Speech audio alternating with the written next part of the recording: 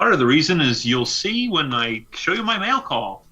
What's going on, everybody, and welcome to another live Wednesday chat with the boys on Junkyard Breaks. Well, I was waiting. This is Junkyard Breaks. What's going on, boys? What up? We got Chris, we got Jimmy, we got Jason. You want to get right into the top 10? We can. I got it. You got it going? Let's do that. Let's get into Key Collector's top hot 10 and see what the top books are for this week. It's pretty. We'll see if it changed at all from last week. See if we agree. It has changed quite a bit. Dolph has several of the books on this list, as we like to look at. Several of the books he's gotten recently. So. Oh, nice. So number 10 is Doctor Strange 169, formerly titled Strange Tales. Yeah, I just got that. Obviously, you just got it, right? I just bought it. So I think actually 2 or 3 of the books you just got in that collection are on this. So obviously first solo title. It's in the 10th spot because there's been multiple record breakers this week, but they were not huge. A plus 7% gain in the 8.0. A plus 1% gain in the 6.5. And I love that cover. It's such a beautiful cover. It is a great cover. So so that's number 10. So I think we can, we normally talk about whether or not we think it would be worth investing in if we had the money to invest in it. Definitely. So I don't know if I'd invest in it right now unless I found it for a bargain, because it is very hot right now.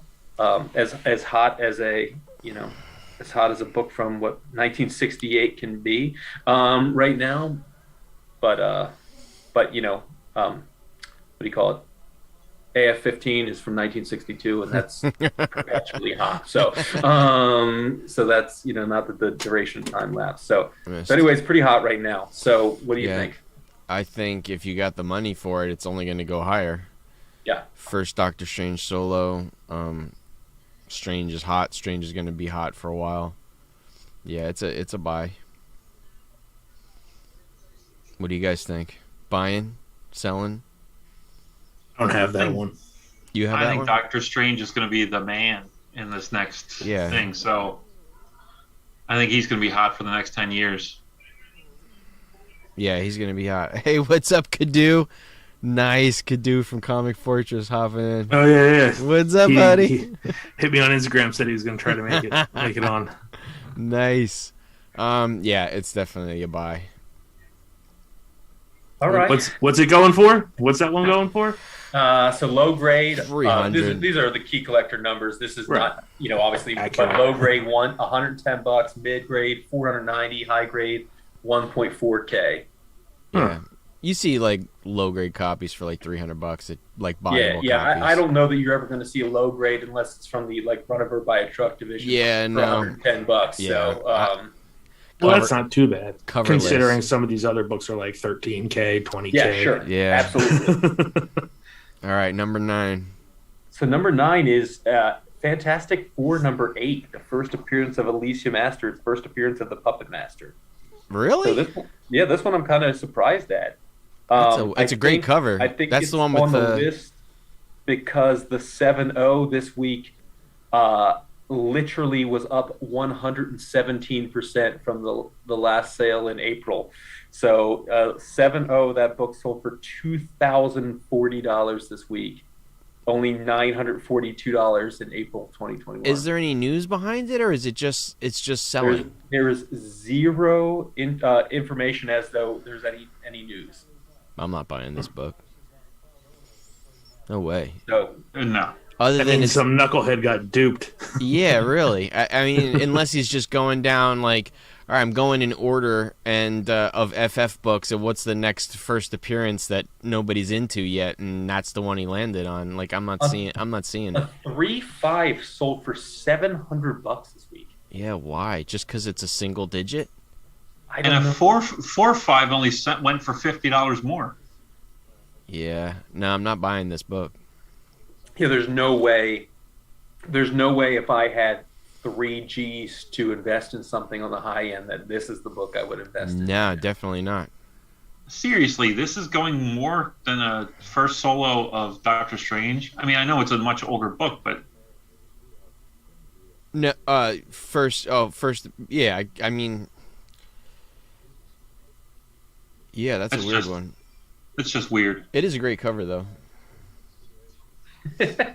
So this moves us to number 7. Speaking of, or number 8, sorry, first appearances of seemingly much bigger characters. So number 8 is Strange Tales 126, first appearance of Dormammu. Yeah, and Clea. First appearance of Clea. Yeah.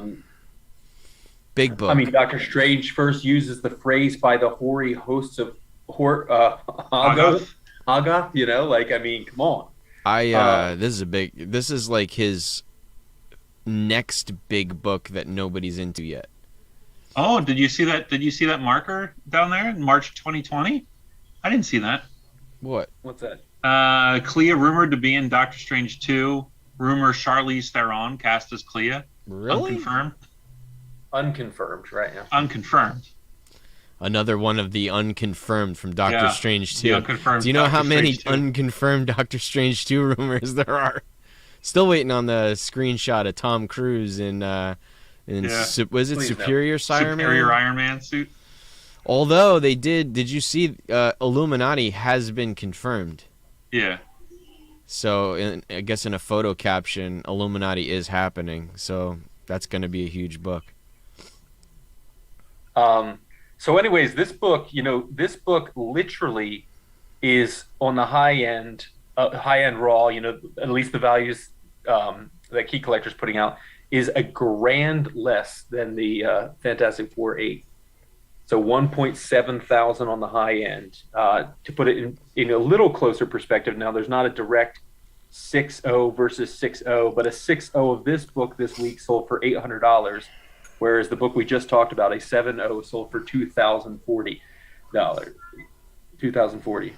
The 5.0 at small 600. gains, plus 9%, plus 5%, plus 4% on this book this week. Dolph, do you own that book? I have 4 of them. So yes. He's 2 for 3 so far. Yes. Yeah, I have a bunch of these because I was big into Dormammu and Clea. Because other than Dormammu, Clea, Nightmare, and then getting into like Blackheart and stuff like that, like these are easy Doctor Strange baddies, and Clea's a great character too for him. So these are key Doctor Strange characters. Mordo he's not in 110, Strange Tales 110. I think he's in the book after his first appearance of Baron Mordo. So that's another one, but that's a key Doctor Strange book. Good stuff. And Dormammu was already in number 1, so. Yeah, I mean, I think that would be very old Strange Tales book anyway. We're only, what are we, 16 issues into the Doctor Strange run at that point in time, with a couple big first appearances in that universe. I think is plus. I mean, I think it's safe to say if you're in a comic book store or a flea market or in a garage sale and you see 12-cent Doctor Strange books, you should just buy them. It doesn't matter who's in them; you should just have them. Yeah. I think that goes for pretty much all Marvel 12 centers, but yeah, Doctor Strange is an easy buy. What's next? All right. Next, we don't have to ask, do you own this? We already know you own this. It's Hero for Hire number 1. First appearance and origin of Luke Cage. That's a black superhero to headline a title in mainstream comics. That's Jimmy, not Jimmy. What's his name? Oh my God. What's his name from the flea market? It's like, this is a big book. I got to charge you $50 for it. I'm like, okay. Yeah. Yeah, I was with you when you did that. But yes. That was pretty funny. That was hilarious, actually. He gives them all to me except for that one. He's like, you got a solid mid-grade. They were like dollar comic books. Yeah, Chris J. There was literally just boxes of comics just stacked in there. Milk crates. And he's like, oh yeah, these are they're all cheap. They're all $5 for doll, you know, this, that, and Dolph and I are flipping through it, and like we're just looking at each other across so much the good like, stuff. we're finding like he's finding all these really old G.I. Joe comics, and we're finding X-Men comics, and we're finding this, and then I hand him a stack. He finds the first Lobo, and Omega then Man. all of a sudden he goes, Jimmy. I'm like, what? He goes, he holds it up. And like, the guy next to me just looks over. He's like, nice. It's like, yeah. He was like, what about this one? He goes, oh yeah. I'm gonna have to charge you more for that one. I got to get $50 for this. I'm like, all right. Okay. That sucks. Yeah. So a 9. You didn't fight him a little? No. Nope. A 9.2 of this book is up 5% from July at $2,880. Yeah. That's got to be tough in a 9.2 though, with that black cover. Yeah. Oof. Yeah, I mean a 4 or 5 this week sold for $400. So yeah. So you probably know got that he was the first black superhero on the cover of comics. I thought Black Panther was. No. Yeah, this is from what? What was this? What was the cover price? 20 cents. So this would have been 69 to 71, something around that. Something like that. 72. So Jim, it's the first in a solo title. So Black Panther debuted earlier. Yeah, because Black Panther, he debuted a month before the Black Panther Party was formed.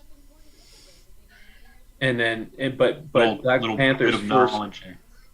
Panther's first solo series is that's a 35 center, isn't it? Yeah, because Jungle Action preceded his first solo series. So the first solo series I think was probably 73, 74, something like that. Yeah, it's that one where he's getting like the rear naked choke. He's like, right. It's a Kirby cover, right? Isn't it Kirby I think cover? So. Yeah, it's a good cover. I bought that at Lambertville for $2, I think. Some guy had it in that glass. That one guy in Lambertville. He's got all his comics in a glass case, and you just ask for the pile every now and then. Some good stuff in there. But yeah, he had that one for super cheap. I'm like, okay, $2. So obviously nothing, no new news about that book. No, it's purely. I guess it's purely because the Disney Plus stuff has gone to gone to Marvel. That's all. Yep.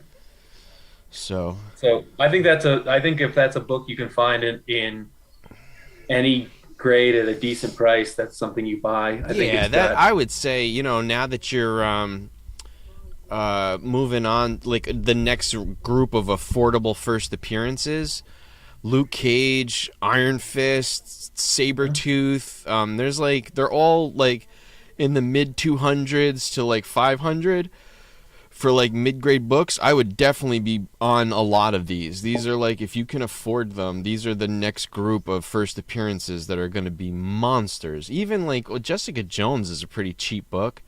Yeah. You can get those for like $100. That's not a bad buy either. But yeah, Iron Fist, Sabretooth, Luke Cage,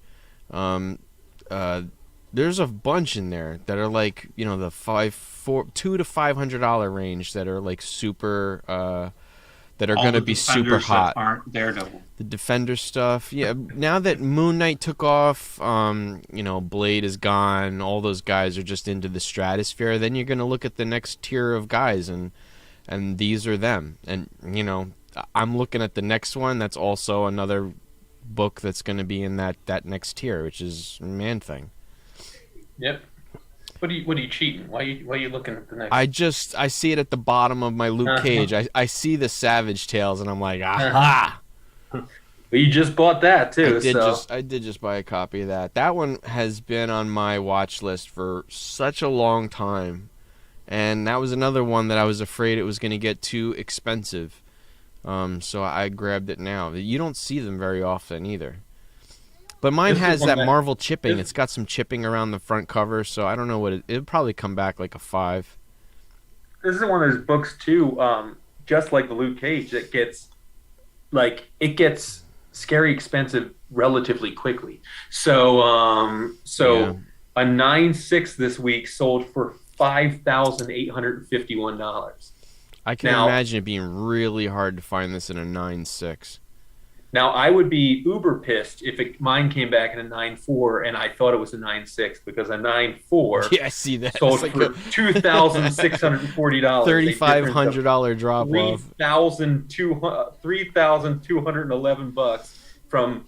Did you guys ever see the Dana Carvey skit where he's talking about his kid buying multiple action figures and the only thing that changed was the position of their finger? Megator, Megatie, MegaT, 9.6, 9.4, 9.2. No. So that's what I think about a lot.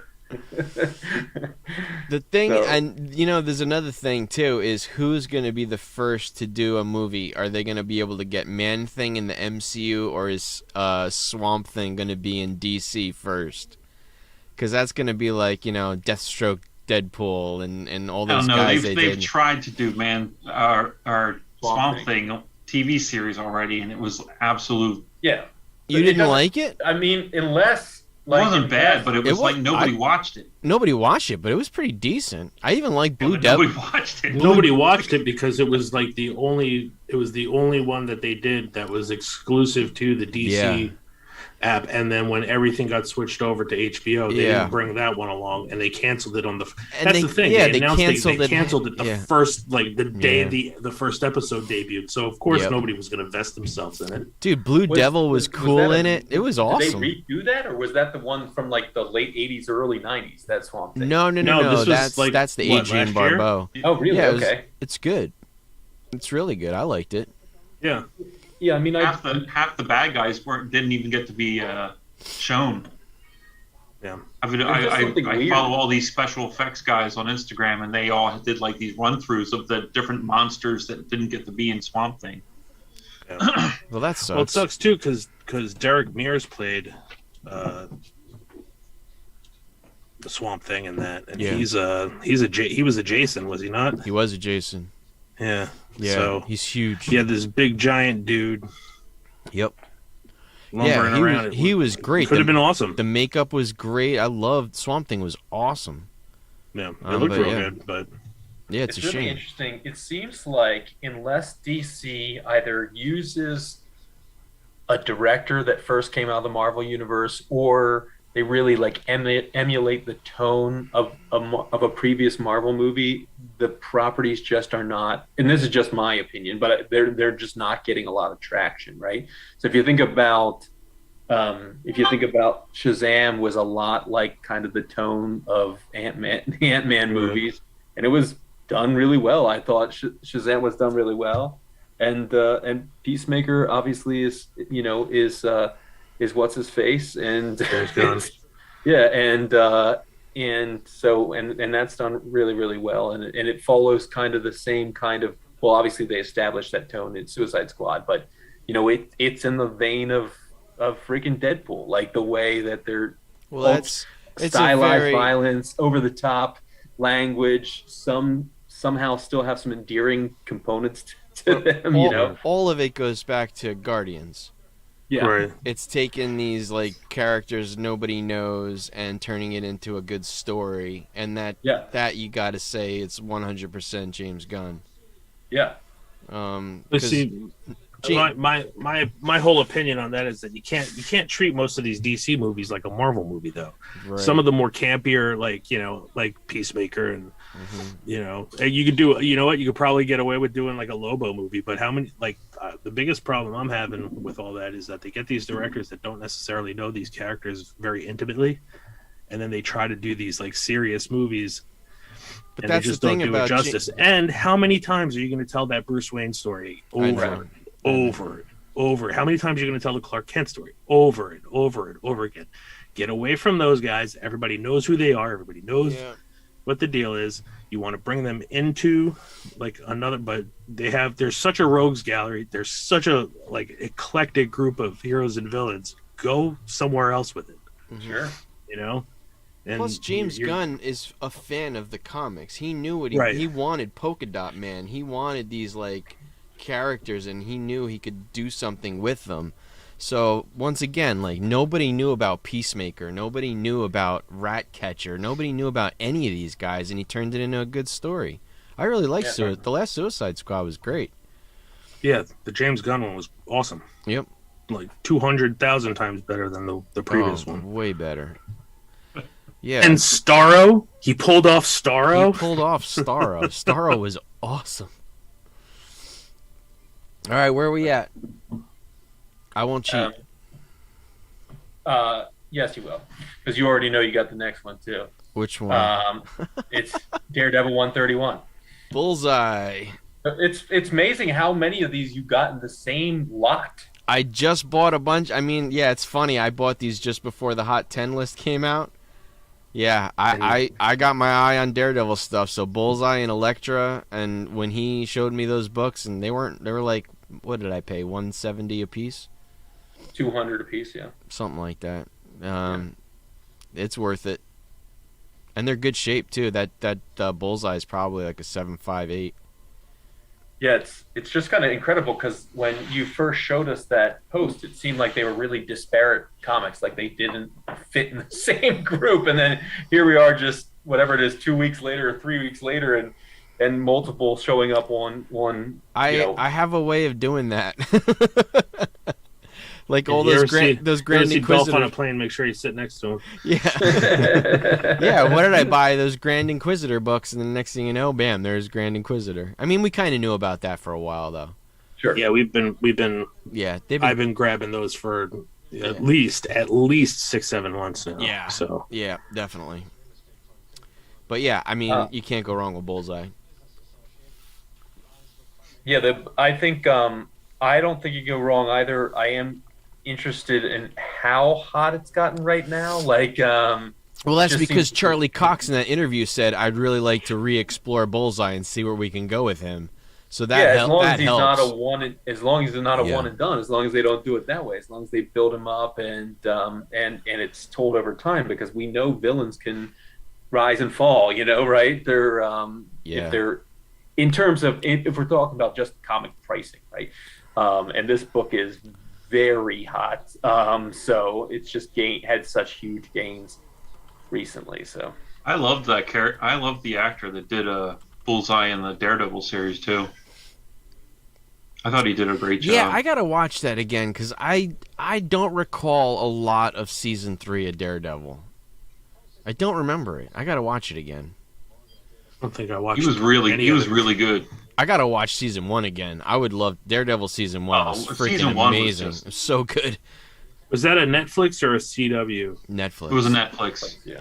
I just remember. I tried watching Arrow, and I was like, oh my god, it's terrible. This is terrible. Terrible. I can't watch any of the CW shows anymore. I tried.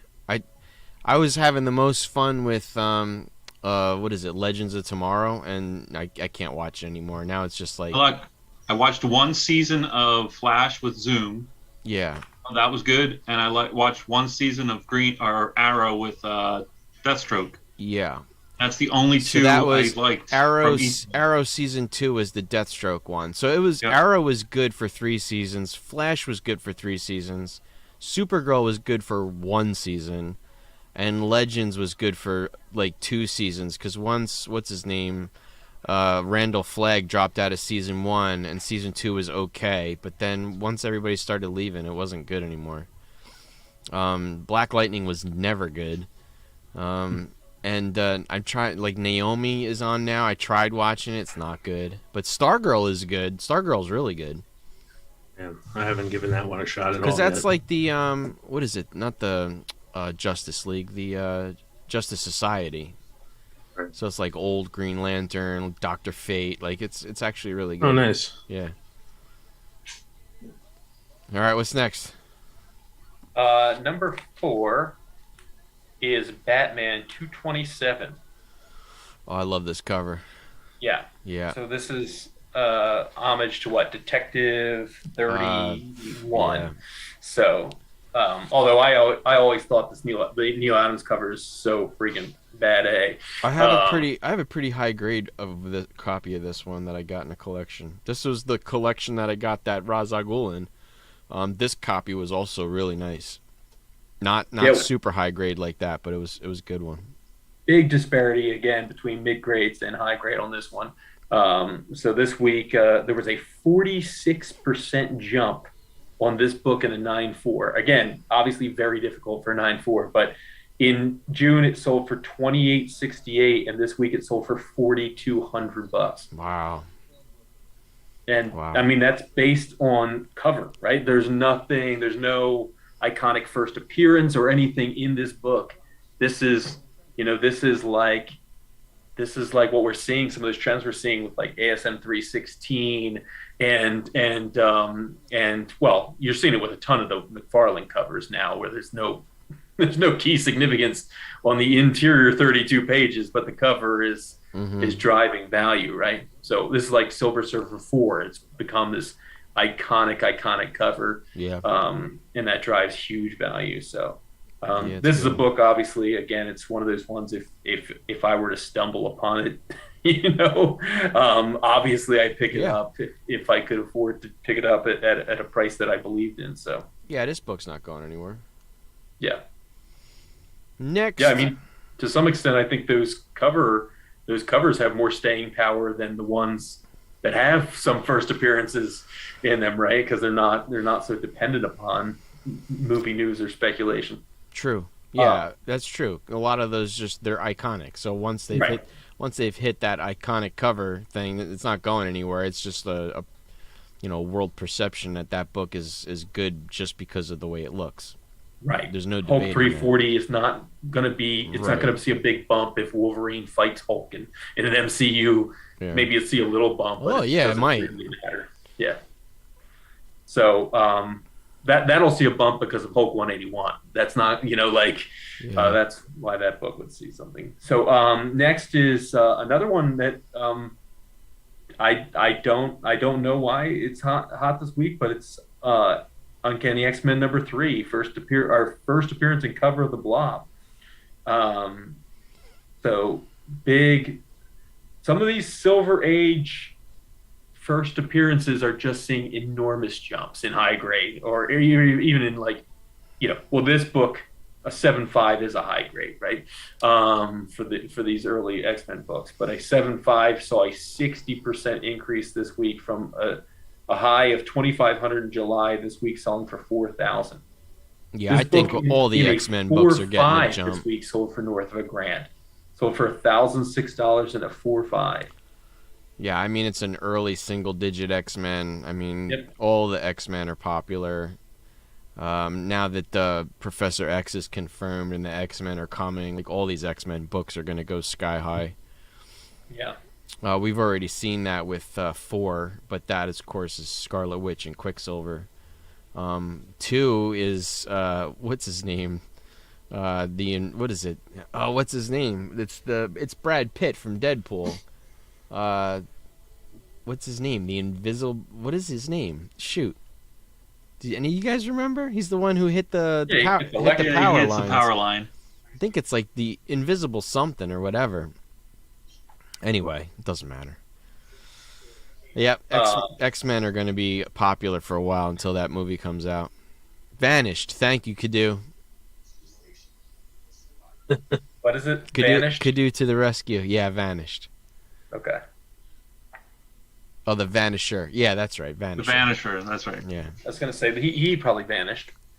But all right. So I think that falls in line with a lot of the other stuff. If we were to find this at a flea market, right? Yeah. Even a beater copy. Of course. I mean, a 1.8 this week sold for $475. We know what a 1.8 looks like. So yeah. If I found a 1.8 for $30 at the flea market, I'd pull the trigger. So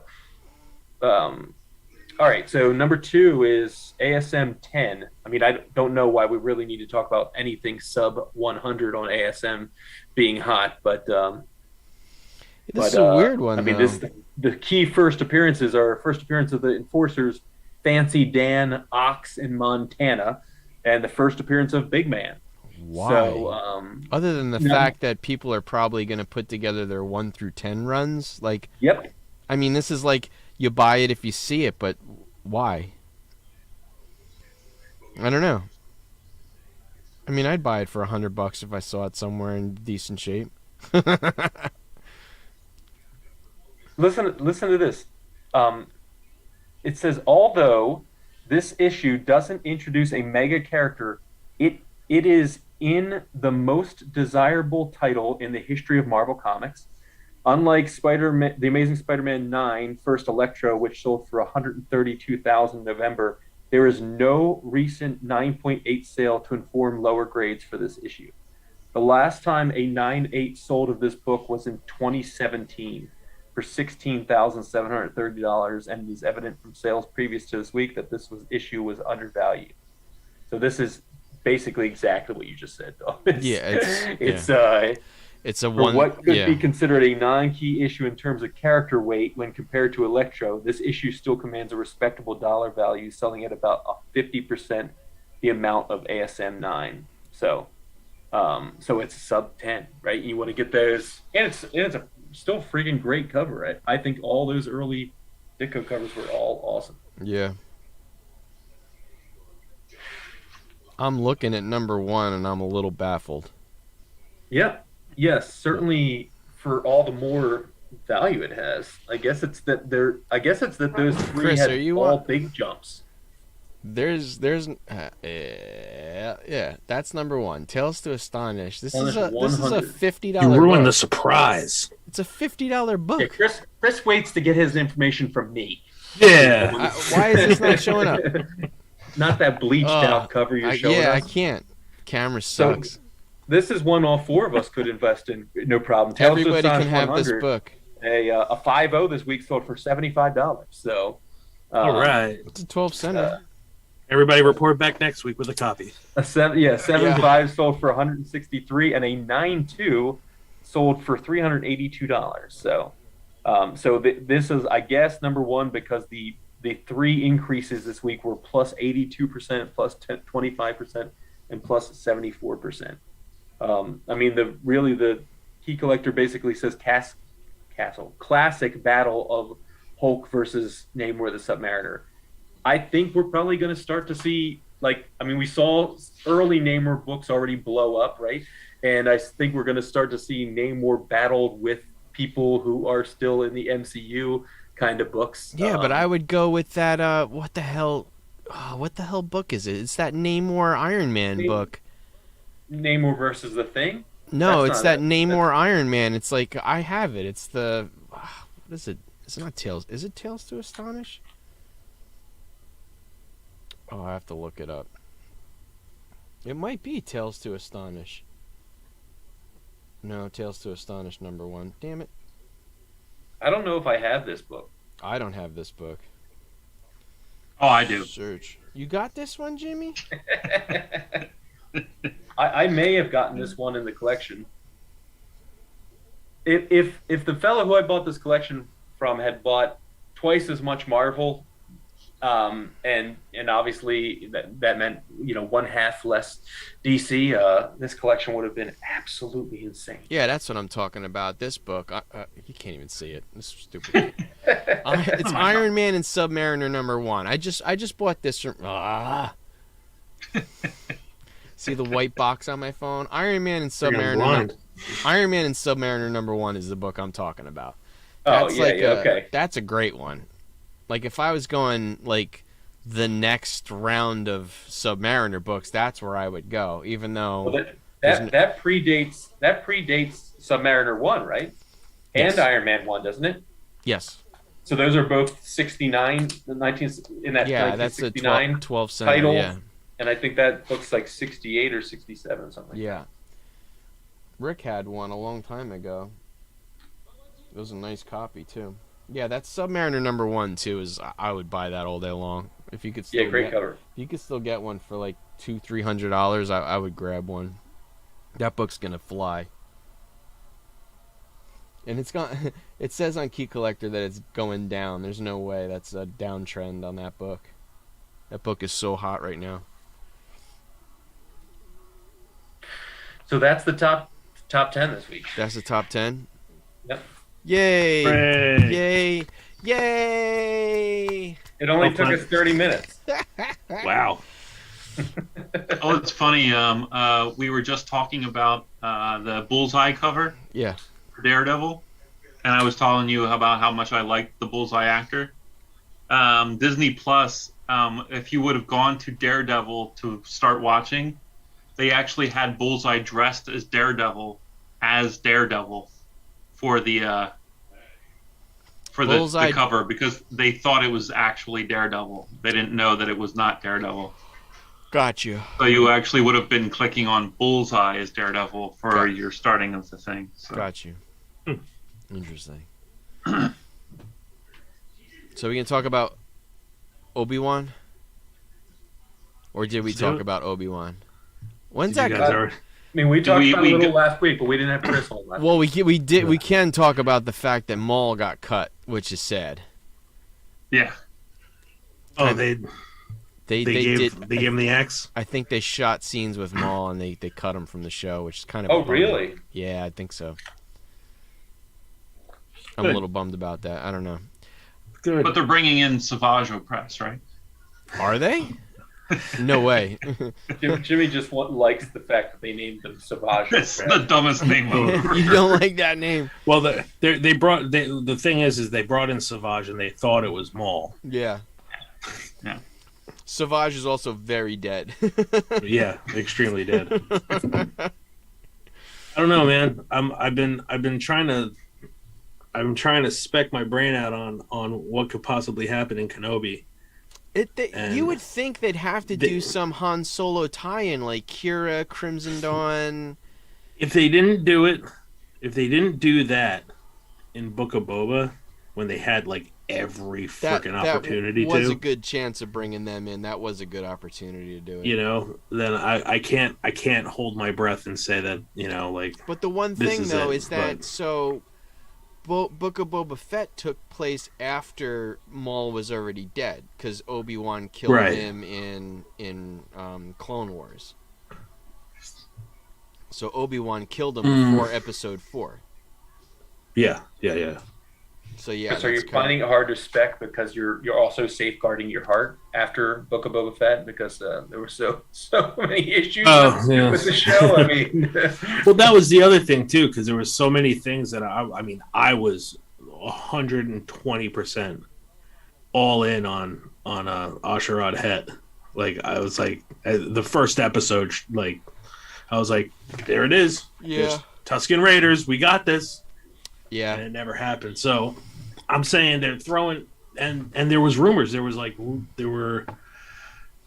were leaks that were coming in saying that, you know, Asherad Het, who later becomes Darth Krayt, you know, in Book of Boba Fett to be, you know, elaborated on in Kenobi. Rumored. That was rumored for a really long time. Right. And it never happened. So it's like, and I'm not like, you know, you take your chances, but at the same time, you sit there and go, okay, if that was just like literally would have been handing it to him to give him the opportunity to put those characters in, and they didn't do it. I'm not really. I was hoping for a lot of counting chickens. I wanted to see Aura Singh. I would love to have seen her. Well, she's dead. She's dead. She is dead. She's dead in the Clone Wars, right? Didn't she fall? Yeah, but you know, nobody stays dead. I mean, so where's her timeline? Nobody She was in episode. Nobody stays dead She anymore. was in episode 1, right? What's that? Aura Singh was in episode 1, right? Didn't she was the one on the cliff? Yep. Yeah, she was. So she's old. She's been around for a really long time by that point. Yeah. Well. She's older no, because it goes beyond that. Well, because she's with Cad Bane. Well, it depends. It depends, because she takes a young Boba Fett after Jango's dead under her wing for many years, and then they separate. But they cross paths often after that. But she dies shortly after that. So yeah. I don't know. So it was a lot of missed opportunities. Like we said last time, I would have loved to seen Bosk. I would have loved to seen like Dengar, like all those guys.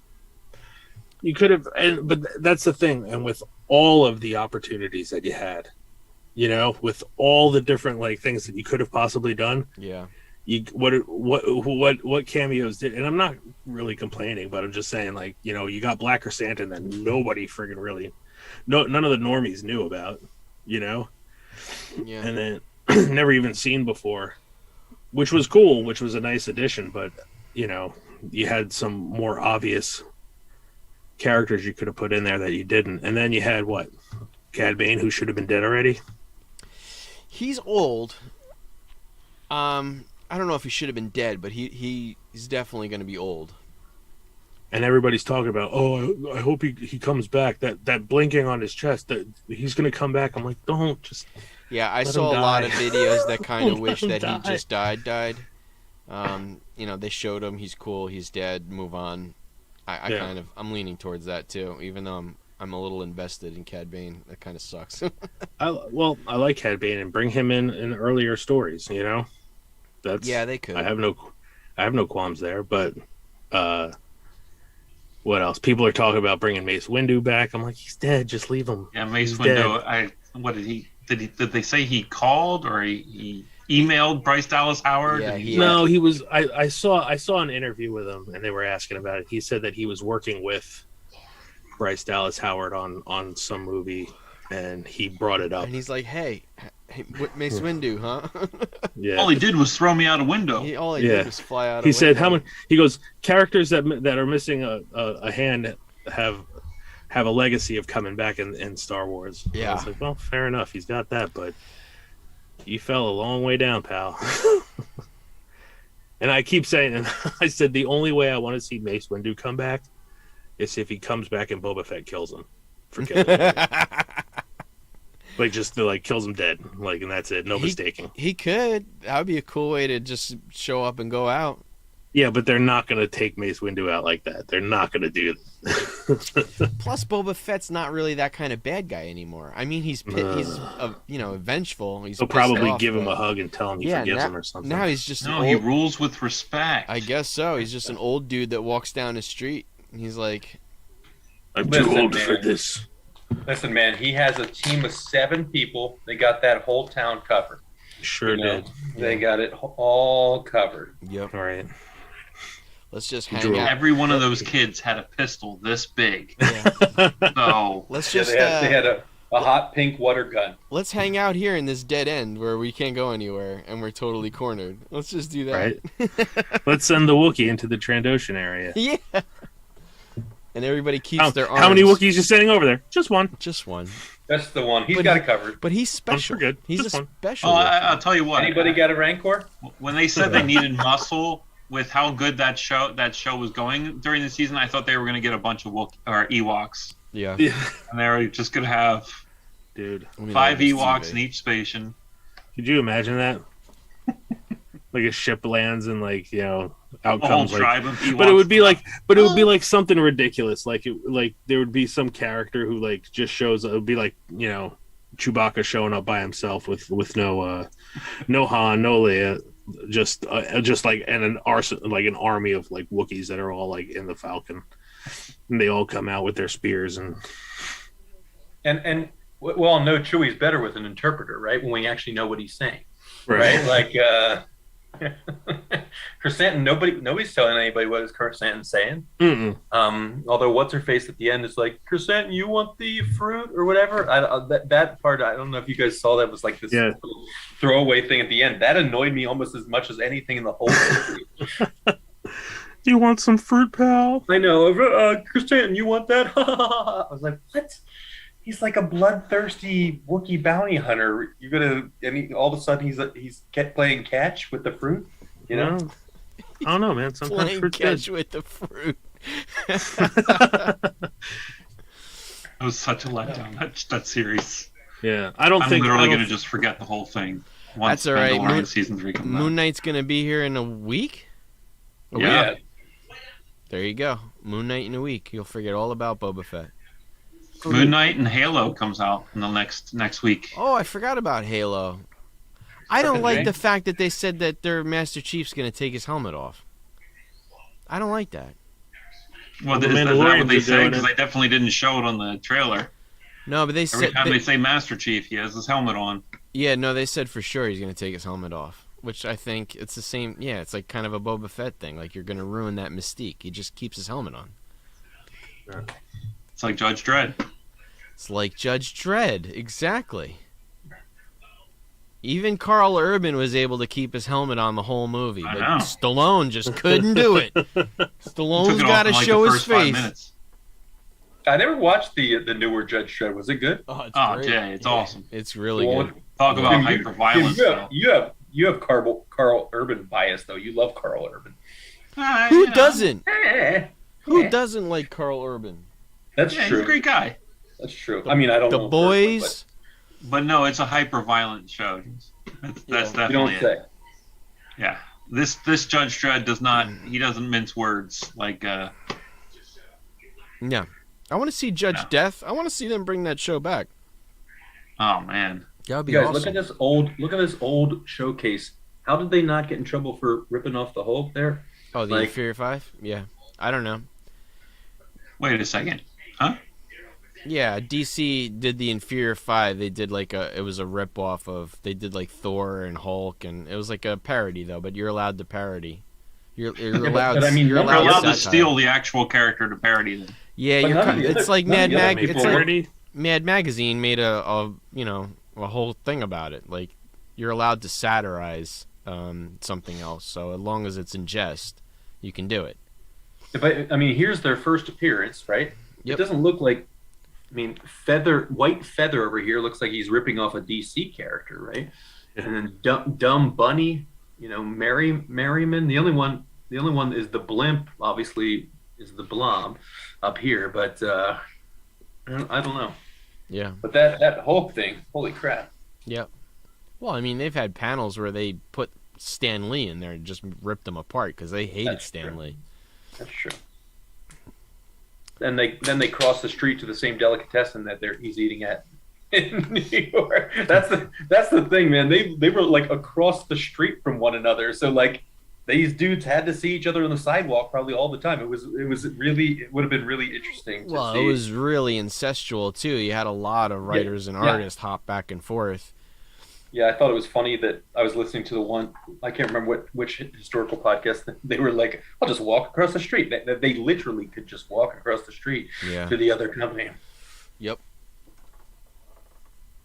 What else? Jimmy, what'd you get in the mail? Show us your Adam Hughes books. Yeah. Okay. So, the first one I got this week was Eagle #6. Oh, that's cool. The first professionally published Adam Hughes work. Really? For comics. Cool. So he did a pinup in here. What publisher was that, Jim? Crystal Publishing, yes. But yeah, it's his first published work. I got this for $4.99. So as far as our first that we were talking about, Dolph, where you get the...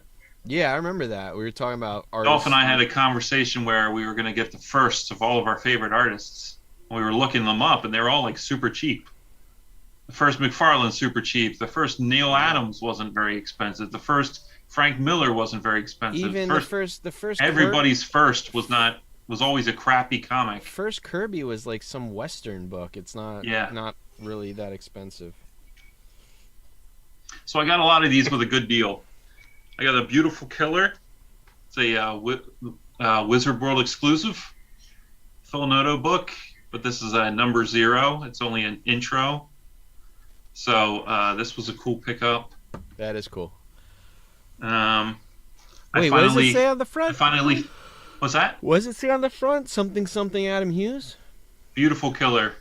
It's just all new exclusive art by Adam Hughes. So he did like all of the character designs and stuff for the character.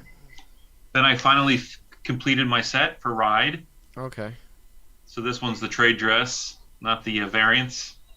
Interesting. He didn't draw her with that big of boobs. Just kidding. Oh, yeah. This one's pretty cool for the Batman fans out there. This is a Forbidden Planet exclusive of Dark Knight, the Master Race. Well, we got a mad glare, Jim. There it is. Sorry. That's cool. So it's Batman with the which was the girl Robin? Kitty. What's her name? Kitty something. But yeah, this was a Forbidden Planet exclusive. Pretty cool pickup. Got this for next to nothing. I'm closer to getting my full set of barbed wire. I got 2 barbed wires this week, which I'm pretty happy about. Horrible character, Horrible movie. Great Adam Hughes art. Oh. I got a plethora of Catwomans. Carrie Kelly, that's her name. Did you say a plethora? A plethora? Did you see a plethora? Did have a plethora of Catwomans. So I got six Catwomans that I needed. I swear. 7 Catwomans. Nice. A plethora. Yeah, Catwomans are nice. And then my last 4 here are pretty cool. I finally got my first Zatanna, which I absolutely love this cover. That's an Adam Hughes cover? 14. Oh yeah. That's a nice cover. It looks more It looks more Sod Ribic than an Adam Hughes. Yeah, it's like watercolor. Got some values to it. But I love it. It has tentacles coming out of all the books up top and stuff. That's cool. Beautiful cover. The guy that was selling this had a motion blur picture for the is that the one the cover picture? So I was like, dude, could you just send me a picture that's not motion blurred? He was like, oh yeah, here, and I was like, oh, that's perfect. Well, all the Zatanna books are pretty pricey. Yeah, they're all high because they were very low print runs.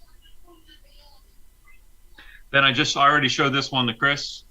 I got my Legacy, my Luke Skywalker. Nice. Legacy cover. Beautiful. Jim, is that a newsstand or is that a direct edition? Direct, Chase. Okay. Direct. Then this one it's not anything that anybody would know about, but it's actually selling for quite a bit. Probably because it's a low print run. Hammer of the Gods. It's actually one of my favorite Adam Hughes drawings. I saw it in a sketchbook years back. Just such a cool. Plus, it's right up my alley with the barbarians and the. But yeah, he only did one of the covers for this series, and this was it. And then finally, Jason and Dolph know I got this one, but it was one of my holy grails as far as the Adam Hughes pieces. But I got my San Diego Comic-Con exclusive Big Trouble in Little China. Yeah, awesome. That's a great cover. So, good one. That was my small bit of Adam Hughes for the week. Nice, man. Chris, did you get anything? I got a couple things. Nothing too extravagant, but I saw that. Did you get the George Perez? And I actually got. Ooh. Oh, nice. I got one myself. The Grant Morrison. Yeah. I grabbed it because when I saw the cover, I was like, "That's very Animal Man." It is. And then I saw that it was Grant Morrison. I was like, "Well, that's probably why." Probably why. And then I got a buddy of mine was selling these. They're priced. I didn't pay anywhere near what they're priced at, but he bought a collection, and I got a bunch of older Swamp Things. Oh, cool. So it's what 10, 8, 4, 6. This is all 21. They're great. And 20. They're such awesome covers. They are. Yeah, they really are, and they're in really good shape as well. There's a couple, like little ticks here and there, but for the most part, they're in really good shape. And yeah, he brought them to the toy show that Dolph stopped by. Yeah, he brought them there, and he didn't sell them. And I was like, "What do you want for the Swamp Things?" He's like, "Oh, $50." I said, "Okay." So I nabbed them, but it's all pre Alan Moore. Yeah, there you go. Yeah. And then I don't know. I didn't really get. I got what I got this week at the store, but I had to grab these. Did you get the George Perez? I know Kadu got one. Got what? Kadu got the George Perez variant. I got that Justice League book. Oh, nice. I grabbed those. I said I need to have these. It's too funny. Where were they? Wait, did I grab one of those too? I might have. No, I grabbed the last ones because Rick grabbed a set for himself. So Jason just found out that he has the had that book, World's Finest. Has the Batman book where he's slapping Robin. Yeah. Yeah. What number is it again? World's Finest 173. 173. Show the cover. I forgot. It's Sears. Hold on, I find it. I'm literally sorting them as we go through here. Oh, no, I'm sorry. World's Finest 173 is the first Two-Face in the Silver Age, even though it's like really Yeah, Batman. It's in costume. It is World's Finest. Which one is it here? I don't know. Find it. There's a bunch of actually great books in that World's Finest run. The third Batgirl's in here. Then there's nothing of key significance for like 50 issues. But it is 153. So it's funny because the cover has almost that kind of has kind of that picture on it. It's in good shape. That's in really nice shape, huh? But yeah, it's got some schmutz. It's got some schmutz here. All right. What do you want for it? Did you grab one of these? You guys, it's crazy. Some of the books in this, the page quality's absurd. I mean, they're all certainly read, but the page quality's crazy. Yeah. Oh, that's what else I got. What else did you get?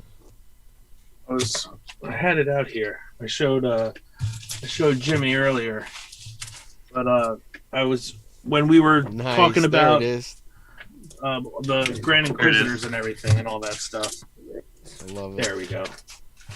When we're sitting there talking about our specs for, the Grand Inquisitor, all that other nonsense, I said I had ordered one of these. I found another one, and I grabbed it, thinking like, I'll just grab one more, no big deal. And then I bought it, and it was in the mail the day after the Kenobi trailer aired. It shows up, and I was just like, oh, sweet. But oh, nice. 12. That's the preview, right? That's his cameo. The cameo. Yeah, good one. Yeah, first Grand Inquisitor cameo. Cameo of the Grand Inquisitor and the first Admiral Ray Sloane. So we'll see. Nice. But yeah, that's all I got. Yeah, I got a ton of stuff, but most of it's like $2 books. I'm gonna go through it really quick, but I did get this is Tomb of Dracula number 12. This is the second appearance of Blade. Decent shape. I got it for he was asking 100. I got 80 for it. But yeah, I think these second appearances of these major characters are going to be pretty huge. This is just a variant. This actually goes for a lot of money. I paid $30 for it. These go for like 85 to 100. This is a variant for Thor number 1. Yeah, which I don't have. You don't have that one? $100. No. It's yours. This is another one. I think I overpaid for some of these that I'm pretty bummed about. But first, Power Rangers, not first appearance, but I paid $20 for this. This is like their first solo. The other one was in like a magazine. I paid $50 for Secret Wars 8, Nice. but it's got some stuff right here that I got to see if I can clean it up. It definitely has some issues, but Is there something big about that book? something big about that book. I mean, you still don't Nothing. have one, right? Not yet, but I might get 6. There you go. You might get 6. This was that first Puma book. Yeah, that's such a great cover. ASM 256. This was $10. Spidey sense. This one was really cheap. $20 for First Archangel. Really nice shape. That book is either like $20 I or know. people sell for $50 or I $60. know. It's, But this it is seems like nothing in between. Yeah, and it's a good spec for X-Men in the future. I think they'd rather do Archangel than Angel, and I think that would be the 4 Horsemen of the Apocalypse for the next version of Apocalypse would probably be where they would go, rather than what they did the first time around. $25 for the Joaquin Phoenix, and if they're going to do a second season of Cap and Winter Soldier, this book is definitely going to Joaquin Phoenix? I did say Joaquin Phoenix, didn't I? What's his name? Joaquin Torres. Joaquin Torres. Oh my God! Yes, Sean, could do correct. That's the Fiona Staples Mighty Avengers or Mighty Thor. First Star Fox as Star Fox. This was $30. That's kind of what they're going for. So not really a deal, but this is the one I got hosed for. $35 for this. This is the Mephisto variant. These go for like $15, so I definitely overpaid for this. Was this all at the toy show? Yeah, no, this was at that store that Jimmy sent me to. ASM, Mary Jane Spider-Man, $5 for that. Yes, it was a toy store, Jason. That's a great deal. Yeah, $10 for the Doom, but this isn't the. It's in a later Doom cover, but it's still nice shape. Yeah, that's a really cool book. 10 again for this, another Doom cover. Those are freaking awesome covers. I always buy these when I see them. The second print of First Appearance of Cable for $5. I'll always buy these. Why not, right? Yeah, why not? Secret Wars #3. This one I got for $10. That was a pretty good deal, but it does have some issues over here. So Is it first print or second print? First print. And then Secret Wars #1. This was $5. Not bad. This is, as I said before, this is that first appearance of a Muslim X-Men. This is $5. Her name is Dust. I am buying these just because I think, as far as speculation, that might be a place they're going. $5 for Crucifix Wolverine. This is also a good cover for $5. Oh, dude, that for $5 and that. Totally. New X-Men, $5. $40 for Spectacular Spider-Man 90. This is the origin of the black suit in this one. That's great. Yeah, it's a good one. $10 for First Professor Hulk. It's always a good buy. $15 for Spider-Man 2099. It's a good buy. That's good. $10 for Crossbones. That was a good one. The store had a lot of stuff. This one I got hosed on. I wasn't paying attention. I thought this was Cap 1. This is more like a True Believer book. I was not watching. I paid $25 for this. This is worth like $3. So ouchie for that one. Chris, you'll like this. I paid $50 for that. Nice. Yeah. First Quinlan Voss. Yeah, but that's a Quinlan Voss. newsstand. This is Is it? no. It's direct. Is that an? No. No, that's newsstand. No, it's direct. Yeah. It says direct right on it. No, it doesn't. It No, doesn't? it's Star says Wars. Star That's Wars. the newsstand. Oh, yeah, that is a newsstand. Look at that. The direct box isn't Says, that wide. So yeah, first Look Quinlan at you. Voss. I don't know what that $50. goes for. a You newsstand. did better than you thought. I guess so. $5 Wolverine Origins. That's a newsstand too, Dolph. That is a newsstand. That's crazy good. Parental. Oh no, direct edition. Oh, is it? All right. Yeah. Champions 1 for $5, but this is the Mini-Mates edition. It doesn't go for that much. It's a New York Comic Con version. X Factor 19. I buy these all day long. This was $2. And You then know what? Was it X Factor? Yeah, X Factor. What's the X Factor issue that the whole issue is them going to a shrink? I don't know. They're going. I want that. I just want. don't It's know. not worth anything, but I want it because it's cool. It's pretty funny. I've always been buying these. This is Uncanny X-Men #148, first appearance of Caliban. These are $5 all day long, but I got this for $2.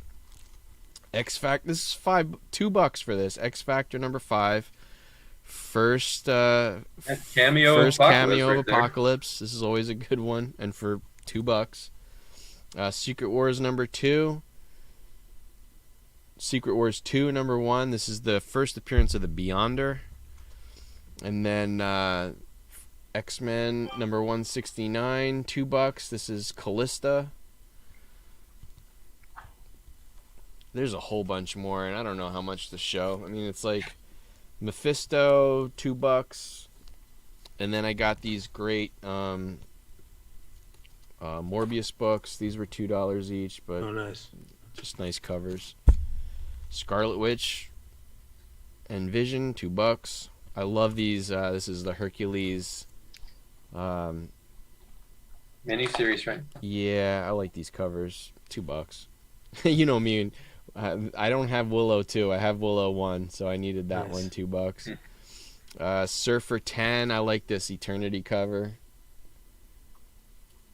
And then this one, you got New Avengers #4, first Maria Hill. That's $2. These are the nostalgia books. So this is Barbie #1. It's in polybag still. Not bad for $2. Mighty Thor #1. This is another variant, $2. Don't have it. You don't have that one either? I like this FF #330, this Doom cover, $2. Thought that was an awesome cover. It's got the Kirby bubbles. That's it. Man, there's so much more. Batman Predator for $2. Why not? All day long. Oh, yeah. I'll skip that. I love those. Yeah, they're great. Like RoboCop. Oh, yeah. Aliens, they're all good. $2. Yep, so Spawn good. 1. That's crazy. Can't You got go Spawn wrong with 1. that. Oh, that's nothing. That's nothing. That's nothing. I love this Moondragon cover. Avengers 219. It's a great one. First Speedball, $2. Speedball. See, you crushed it in the $2 bin. Smurfs number Smurfs. 1 for $2. It's a good one. Another one to fill my Dark Crystal number 2. That's the last one. It's a 2-book series. Daredevil 181. So this one I got screwed on. This is a reprint. Yeah. Even though it's $2, it's still a reprint.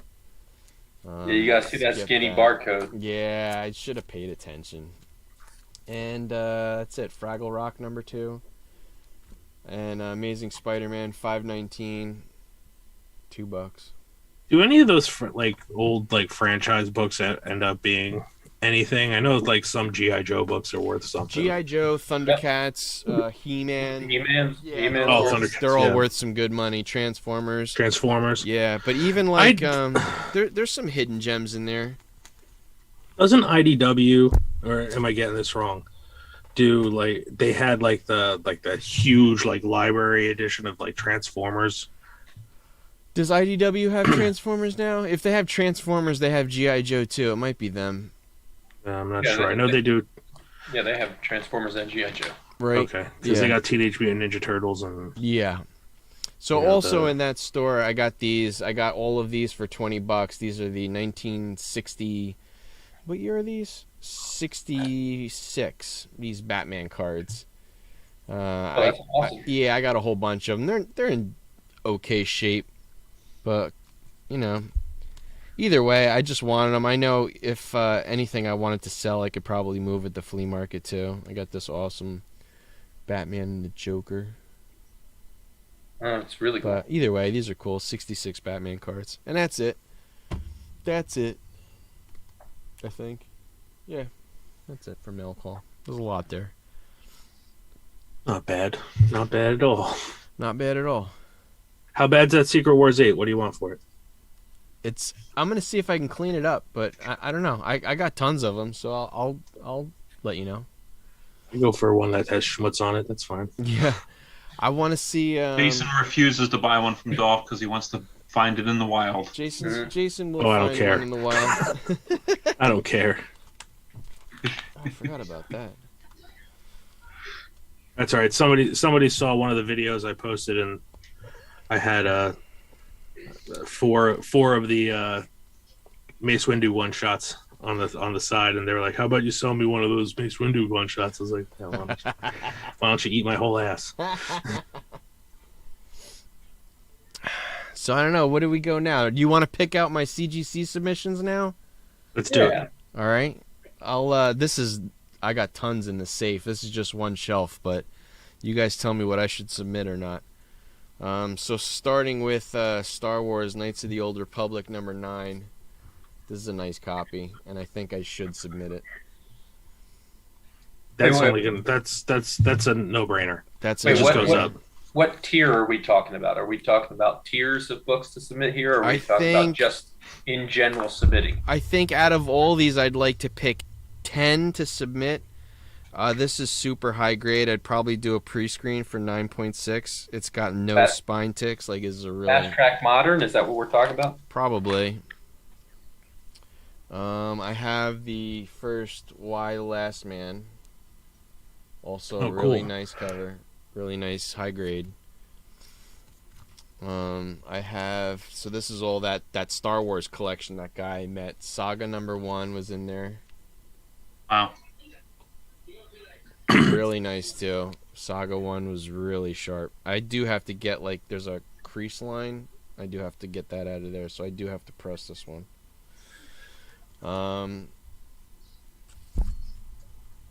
First Asajj Speak of the Ventress. devil. Speak of the devil, yeah, there it is. Yeah. Also, really nice copy. This was a really good buy. That Star Wars collection. So it was like Star Wars Saga 1, Y the Last Man, and these two. Is that where that Quinlan Voss came from? Oh, yeah, look at that was in there. This was in there. I bought the whole thing for $500, and this was. You're kidding me? No. So I got a size. I gotta have a few things you want. Come on. Yeah. Yeah, I got. Because you have that though, don't you? You have. That's like the one like big Star Wars book I do not have. It's a nice copy, probably a 9.6. It does have a thing here on the bottom, but then I do have this one. 9.6 is better than no 6. Yeah, I have this one that has this funky fingerprint right there. I don't know if you can see it. You see that fingerprint? Yeah. Yep. That fingerprint is gonna kill this book. But I mean, yeah, it is. Either way, like this book in like an 8.5 or an 8.0 is still better than not having anything. But yeah, that fingerprint's gonna demolish the high. Some damn oily motherfucker. I know, man. How do people have like such acidic fingerprints? Listen, it's amazing. Method Man said, "Wash your damn hands." Yeah. You want to touch my books? Wash your hands. So I got this. I mean, they're you still submit both those books. It doesn't matter that it's got fingerprint on it. I did not pay because I not lowballed him, but I gave him a pretty low offer. I gave him this whole spiel about the fingerprint. Like he was saying near mint. I was like, dude, because of that fingerprint is not a near mint book anymore. So I got him down off of his high number, and he accepted. He had it up there for a while, so I figured I had some leverage because it hadn't moved in months. What near mint is 9.4 and 9.6, or is it? Yeah, mint is 9.8, 9.4, 9.6 is near mint, and then what is it? Very fine near mint. Right, because aren't they using near mint plus for 9.8 at this point in time? Yeah, like so. Near mint minus is 9.2. So the VFNM is 9.0, NM plus NM is 9.2. No, NM minus is 9.2, and then NM is 9.4. So then I got first appearance of Dragon's Lair. I do want to have this graded because I still think they're gonna do this movie with Ryan Reynolds, but I'm not sure, and it's pretty high grade. 9.8s for these go for like $1,000. It's crazy. Really? Yeah, because it's this CGE. They were so low printed. There's not a lot of them out there. This one's probably not going to make the grade for submission. This is Nova number 8. This is first appearance of Cosmo, the space dog. So probably not that one. This is Sports Illustrated for kids. Oh, that's why. So I got One Punch Man, first appearance of One Punch Man, and My Hero Academia. I don't know. That one maybe. That was free comic book day, right? That was a free comic book day. Knights of the Old Republic 0. I got that right here in my file. Do ya? I don't know if I submit that one or not. It's not a huge book, but no. Legacy 0. That's bigger than the yeah. And then I got like 3 of these now. First appearance of Tank Girl.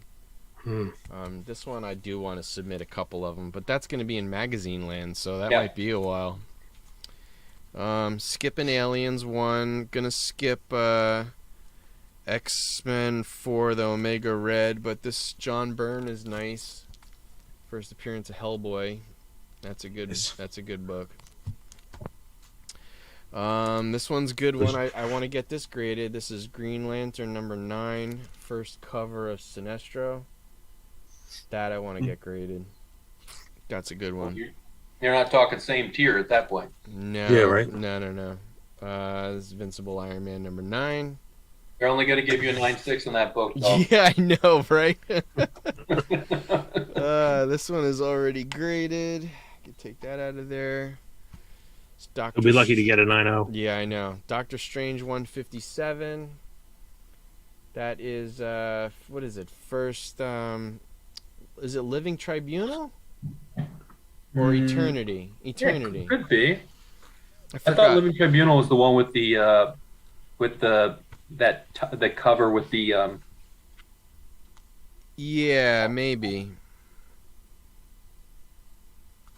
Is that Doctor Strange? Or that's a Strange Tales title, right? That's a Strange Tales, yeah. Yeah, because it's 160. What did you say was 150? Is it Eternity then? 157. Why am I brain farting? Is it Eternity or? It is first cameo of the Living Tribunal. So it is Living Tribunal. Okay, I was right the first time. 158 is the money book of the two. Yeah, that's the one where you see the Living Tribunal behind him, and he's got like this snake arms, right? Yeah. Yeah. Yep. Shazam 1. I don't know about this one. I think I'm leaning towards these Star Wars books. What do you guys think? Well, yeah. I'm a little biased there. Of course. One of my 15 Afra 3s. So that is Dreamwalker 0, first appearance of the Goon. That one I might get graded too. Such a terrible cover for such a awesome. I know, another Afra 3. That one I might get graded too, but I might pre-screen all these. Like, if you're not giving me 9.0s. So this is the Mark Jewelers Star Wars 68. Nice. So newsstand Mark Jewelers. This one I definitely want to have graded. So I think this one definitely makes the grade. That's definitely. Do you have to denote? I mean, clearly they should be checking every interior page. That's part of their job. Should. But do you need to make sure that you denote, like, this better say Mark Jewelers on the case? Yeah, definitely. Lois Lane. What happens if do they really miss something like that? I mean, that's kind of a big deal. Sometimes they do. You do see videos all the time where they miss it. Do you then get a free trip down to Florida to drop kick them in the throat? Yeah. I mean, I've seen other content creators, they don't put a significant event on the label. Yeah, there's a lot of things they miss. It happens. Dude, that's ridiculous. So Lois Lane 70, that's first Silver Age Catwoman. Yeah. That book's actually blew up. This book is flying. I might get that graded. I unfortunately just missed that book in the collection I bought. Did you? Yeah, he didn't have that one. Miss Marvel 18, that is first Mystique. Can't remember if this is full or cameo. I think 17 is cameo and 18 is full. That's the money book, though. Yeah. Jason, was that one of the books that went to the Boys and Girls Club, or? Yeah, right. No. This collection I bought, Chris, was a huge Silver Age collection. I owned 0 Silver Age books it's 8 days ago or whatever it was, 9 days ago, and now I own about 600. So, nice. I bought them from a gentleman. I was set up at a craft market selling books, and he actually came up to me and asked me if I bought collections, and then there was about 2 or 3 months of back and forth, but they were his books from when he was a child, so nice. They're in pretty good certainly good shape for somebody who had them for as a kid, whatever. The biggest books are in pretty nice shape, so FF 48 and 49 are both in there, and they're in really nice shape. Wow. Detective 359's in there, and it's pretty nice shape. Couple early.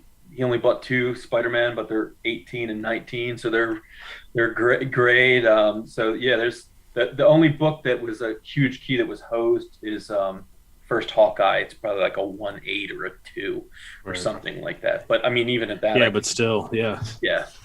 But yeah, it was interesting because he was a child. He was buying them. I said, "Did you buy these from 2 different places?" He's like, "How can you tell?" I was like, "Because it's repeatability. One of them has a date stamp, so that means whatever that candy shop or whatever was date stamping the books, and the other ones don't." So, but he has some that are almost every single issue, but then his Batman's just danced around the huge keys. So I actually ended up having the first Riddler, but it was coverless. But I was still able to sell it for $100. So it's so funny too. My first Riddler was coverless also. That's funny. God of War 1. This one, they're still talking about doing a live action. And then Spider-Man 301. This is also Mark Jewelers. Wow. So, and it's really sharp too. So yeah, that's beautiful. That white oftentimes gets kind of, it could use a press, but this is one like I'm gonna be really pissed if it doesn't get a 9.8. The Gwen Stacy book. This is a monster. Did you buy that off the rack? No, I did not buy that. It came in a collection. Okay. This one also came in a collection. I bought this whole.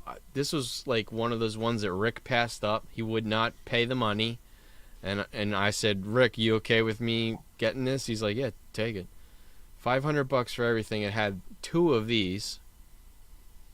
It had 2 Ra's al Ghul, first appearance of Ra's al Ghul. It was a monster. Like, it was just key after key after key, and he didn't want it. I was like, okay. It's a really nice shape too. This is probably like a 7.5. That's the book that ends the Silver Age, or the book that begins the Bronze Age, right? The book that ends the Silver Age, the last book of the Silver Age. Yep, it's nice too. I got the Raphael, which is TMNT. I think this is the 4th book in the series. So this is now you're crossing. You've been crossing tiers here for the last couple of months. So no, I know. You're gonna either have to do. You're either gonna have to do Express, or you're gonna have. I know. I'm gonna have to do Silver Surfer 3. I've had this for a really long time. That's still got a lot of color on it. Yeah. That orange sometimes bleeds. I think I paid like $30 for this. Crazy long time ago. Same with this one. Like I have my my annual. I bought this a long time ago. It's nice too. Yeah, yours is in better shape than mine. First Hercules, and this is we go back in time to JC Comics. I bought this for $50. So another Bullseye, and then I got this. This is a monster. Incredible Hulk number 5. That is a cool book. It's beat up though. It's rough. This might be like a 1.5, but it's still Hulk 5. Is that his second as Green? No, Green was 2. Oh, 2. Yeah, that's right. And then Hellcat, which is a hot book lately. I don't know why. And last but not least, First Nova. I got a couple of these, but this is the nicest one. Plus, I just grabbed a stack. We'd have to separate those in 2 tiers, right? So you're talking about going to be 2 different submissions, but all right. So I'm definitely going to do both the Mark Jewelers, I think. So this one and the Mando book are definitely going. I think you can get away with submitting both of those, like you submitted your last books, as just fast track. $300. No, it's because it's more than that. It's 400, right? Yeah. Yeah, I think you can probably get away. Because it's gonna have to get past a certain grade to be north of 400. I'm thinking this one. Deniability. Definitely grade. Right? I would vote one of those in. Okay. Am I grading Gwen Stacy? I think you have to. You're a fool not to grade that book right now. I have to, right? Because it's only going to get higher. Yeah, I mean, if I had that book, if I had Miles, it would be automatically graded. Yeah. Like, I want that book, and I want Miles, but obviously I'm cheap, so. What about this? I always thought this was Frank Cho. It's not Frank Cho, but this is that Star Wars Jackson. Oh yeah, I've seen. Yeah, that's awesome. One. I love this cover. Who is that? John Tyler Christopher. There you go. I knew it was somebody. Is that a very high print run variant or something, or what is? It's a variant. I think I got it for like $10. I just had to have this cover. I think Jackson's cool. Yeah. And it's I'm a huge fan of John Tyler Christopher books, so I had to have this. But I mean, is it a valuable book? No, $20 tops. Yeah, okay. It's just a cool cover. Yeah, it's just a cool cover. There's a black and white of this, but I like the color version just because Jackson's green. So cool. Black and white's kind of pointless. All right, so Mephisto. This is probably something I should submit now, right? Yeah, I think that. I mean, I think that book's a key book. Yeah, I heard he's going to be in WandaVision. I think regardless of whether or not he actually means something, he's a freaking huge character, and you should have it graded. Yeah, throwing some salt in some old wounds. Seriously. All right. Yes. Yeah. I think you should just kind of toss them. Toss them in the mail. You should in the mail. Yeah. Listen, put 107. Fingerprint to Chris. I gotta go. I have to submit this one too. Then. Yeah, definitely, for sure. And then when is Ahsoka coming out? Ahsoka's coming out the end of this year, early next year, I think. Yeah, I think 2023. Yeah, I think so too. You might have it back in time for that. Do I even bother? I guess I should submit the Saga one. Saga 1, yeah. Yeah, I mean, needs, especially. I don't know if it's going to be. Think about some of these, like I'm always you were always harping on me at first, and now I'm harping on you. You have to think about some of those books about whether you actually want to sell them, right? Like, yeah, I honestly think I do like the book, but I think this one, if it came back high grade, I might sell this one.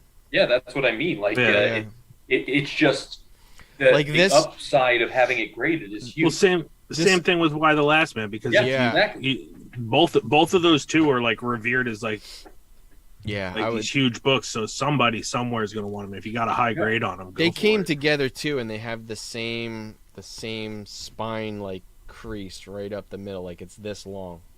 Yeah. So they definitely have to get flattened out. Is it from the way it was sitting in the box? Maybe I might even use their pressing service, because what I found, especially modern books, I might use them.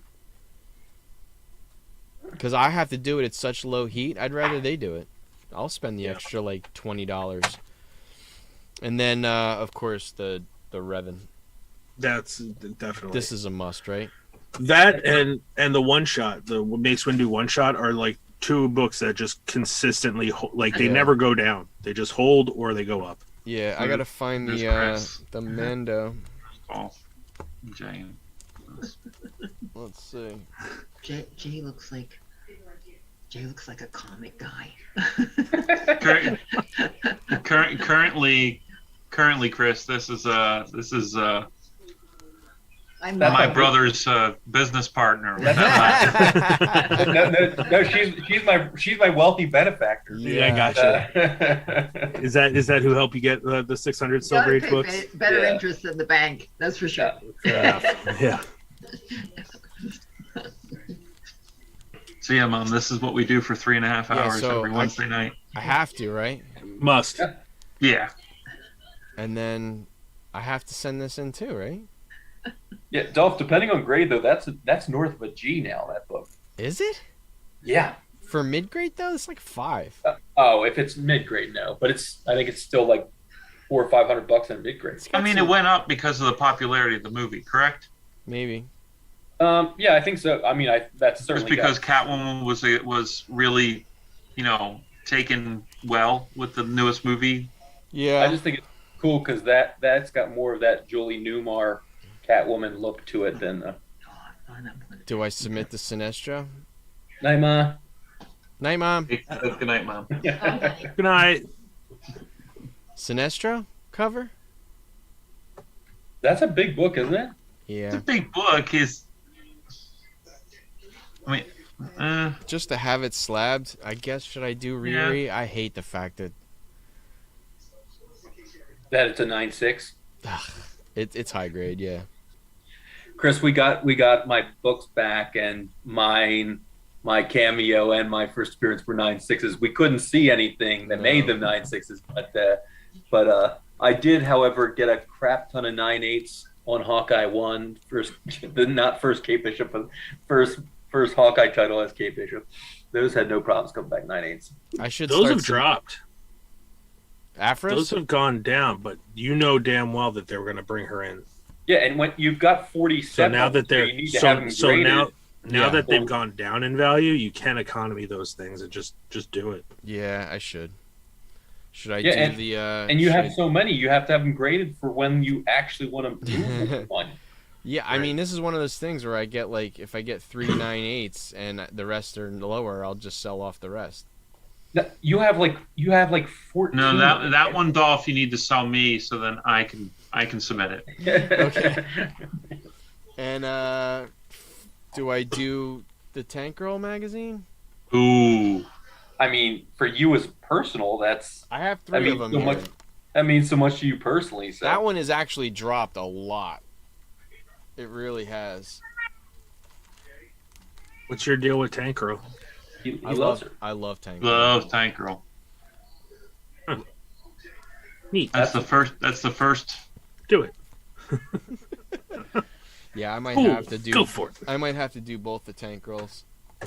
So wait. So you asked us which 10, and we're up to what, 27 that we just told you this is. Yeah. Not quite that many, I don't think. It's more than a few. Yeah, I'm even thinking about, like, even though it's low grade, the Hulk 5, and this one's dropped a lot too, but this is a key Turtle book. Will that have to be magazine tier? Is it big? That big? Yeah. All right, 1, 2, 3, 4, 5, 6, 7, 8, 9, 10, 11. It's like 25 books here. Is it really? Yeah. So, why only those 2 Vader 4s? Why are? Oh, I haven't even. This isn't even 1/8 of what's in my safe. No, I know, but why? Why wouldn't you think about doing like all of your Afras in a submission, like literally just kind of compartmentalizing them? I could even do a pre-screen on them and say, if they're not higher than a 9/6, return them. Yeah. You know? Yeah. I mean, yeah. You might want. Well, just look at. I would. I mean, I'm spending your money when I talk like this, but like I would look at FMV and just see where that clear delineation between raw and a graded copy is. You know, like, and if there's like $100 difference, and your grading fee's $40, and you're that's where you make that. You know, maybe it's 9.4 pre-screen 9.4 or above, because you see a big drop off between 9.4 and 9.2 or something. I would say definitely pre-screen the Afras. Yeah, but send them in, and I think you're onto something with the compartmentalizing and just kind of sending them all out in a wave. Only because those books, even though they're fluctuating now, and the only reason why they're fluctuating is because people are speccing on it. Like it already has a value. Yep. But they're speccing like, oh, she's going to show up. Oh, she didn't show up. It drops back down. Oh, she's going to show up. It goes up. And she's going to show up. It's happening. There's no way they're not going. And didn't we figure out the best time for her to show up would be in Obi-Wan, or Ahsoka? Which one? I said that Obi-Wan would be a good spot, but definitely Ahsoka. She's got a chance too, though, right? She does have a chance in Ahsoka. I mean, they haven't killed her off yet, and that's the thing.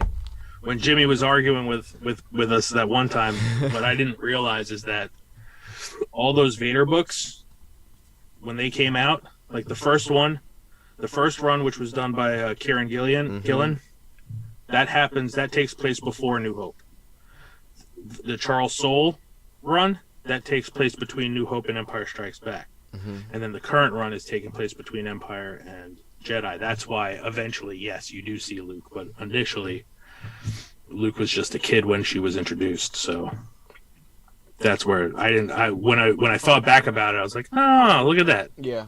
And that's kind of how they've divided those the different seasons up. So the series have been released in chronological order, is what you're saying? The Vader series? Yeah, they've been released in chronological, like, in between order. So where like, does like Vader, I said, that first run Vader is down? Before New Hope, and then so on and so forth. Where's Vader down in the chronological? Is that after Vader, the Volume 1? I think. What's that? Vader Down is after Volume 1? Yes, Vader Down's after Volume 1, and it's like within Volume 2. Okay. That was a good run. Mm-hmm. But anyway, yeah, that's small though, right? It's only like Vader Down is only a couple of issues. Yeah, I think it's 4 to 6, something like that. And it's Kevin Smith, isn't it? Did he do it? I think. Wasn't it Kevin Smith? Wait a minute. Yeah, I got a All I know is they just don't have the. They don't have that. There's no big first appearance or any huge value in the Vader. No, Down but it's series. a great story. That's the only thing. Just Vader on a planet versus everybody. Go. My Vaders. Yeah, I gotta download the digital and I gotta read that all over again. It's volume 1. Unless there's like a monster omnibus. There is something coming out. Is there? I don't know if there's a Monster Vader omnibus, but I know that they're doing Jason Aaron's Star Wars. Oh, okay. That's going to be out next month, I think, either April or May. That's still running. So what? I forgot. Where are they at on that? So, well, it's on volume 2 now, or technically, I guess volume 3. Volume 3 omnibus. No, it would be a volume 2 omnibus. Okay. Because the Jason Aaron run was volume 2. They count like the 70s and 80s as volume 1 for Marvel. Oh, right.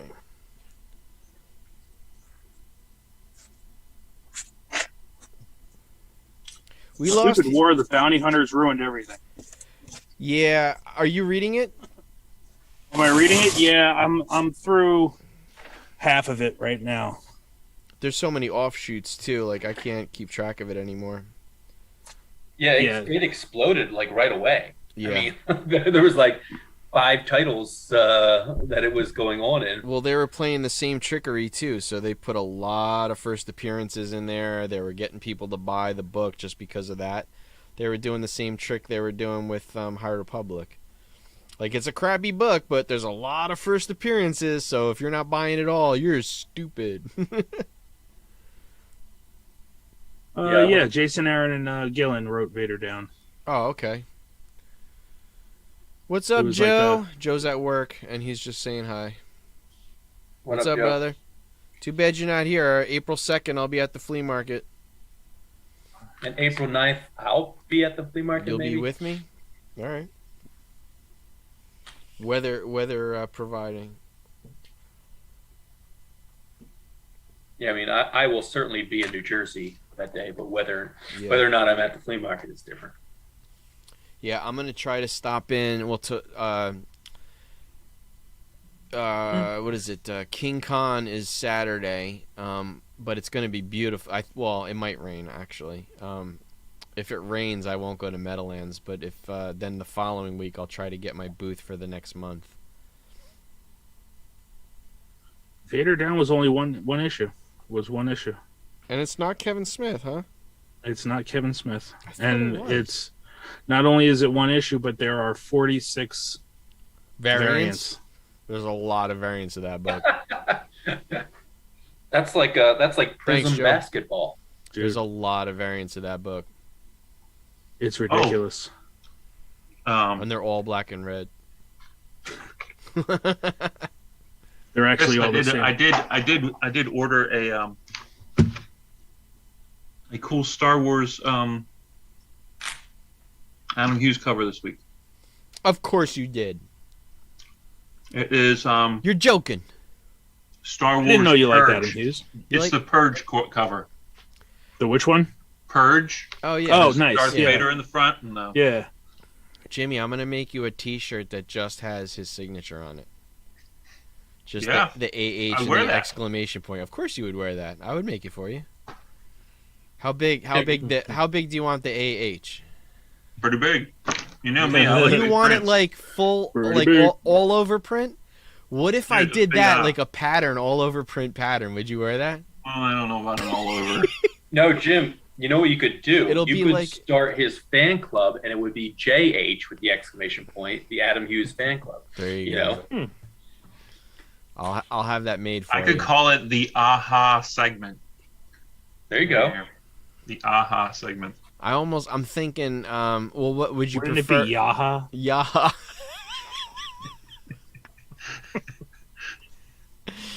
Would you prefer on black or on light color?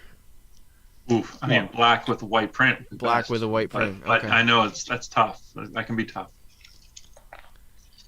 Are those timelines official, or is the fans having to come up with it? Caduce chiming in. I don't know what he's talking about. Timelines official. Is he talking about the Darth Vader timeline? No, I think so. Cadu, we actually found it was a chronological table last time, and it showed everything from start to finish. It was pretty incredible. It would help me win a pretty good bet. Was it? Is that what Cadu's talking about? Yeah, I think so. The Vader timeline that I just said. Yeah. No, that's official. It's for real. It's official. Yeah, I mean, Chris just made it official if it wasn't official before. Right, because what I say goes. Yeah. Call Marvel, let them know. So what else, boys? We didn't talk about the Miss Marvel trailer. We didn't. Jimmy is not happy about it. You don't say.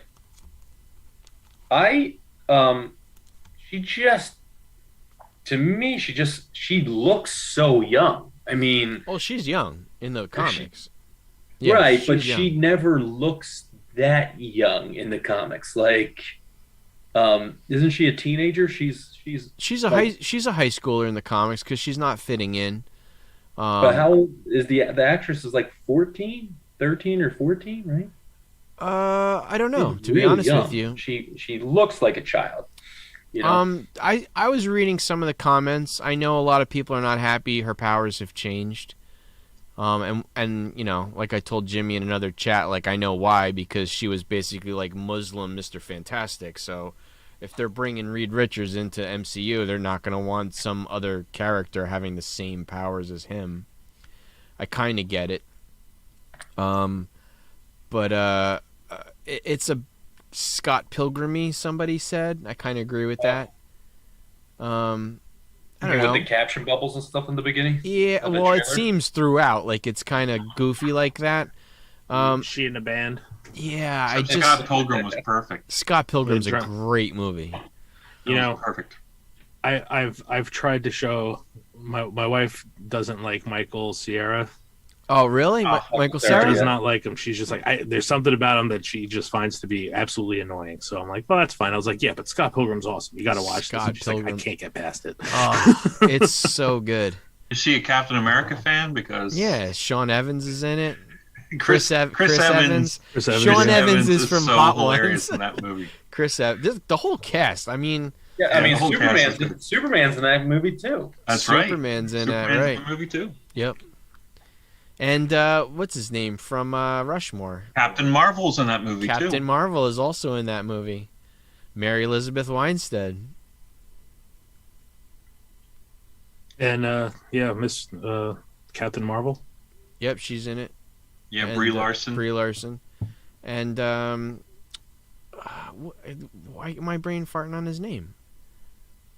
Brandon Routh? From Jason Schwartzman from Rushmore. Yeah. You mean Max Fisher? Max Fisher, of course. Are they? I gotta tell you guys. Are they? Aurora Models was spending bank on back covers of DC titles in the 60s. Yeah. These models are the back cover. If it's not that, it's the guy in the easel. Yeah, well, you mean this one too. That one too. That's a popular one, yeah. But man, Aurora Models is just crushing it. All right, so I got a question. Yeah.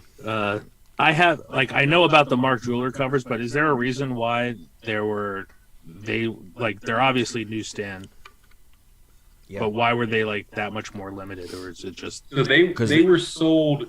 Or at least my understanding is they were sold in and around military bases. I got you. That's exactly right. And so they would. I think by default they're all going to be newsstands. I don't believe they were sold through. They weren't distributed to comic shops near military bases, but rather like newspapers or magazines were. Yeah, right. And so the production run is it's purported to be like 5% possibly, or some insignificant portion of even the newsstands at Mark Jewelers. Right. Yep. All right. I was wondering. I was just thinking about it. I was like, all right, I know they're all newsstand. Yeah, it is I know the deal that they're pretty rare, and I get it. But I was like, what the hell? I don't know. I didn't know the deal with. I forgot about the whole military base thing. Somebody. I would imagine though, like if you were a kid, like let's say you're a single owner collection, and you just happen to grow up near a military base. I mean, there's a good chance everyone is a Mark Jewelers. Sure, is Mark Jewelers. Yeah, right.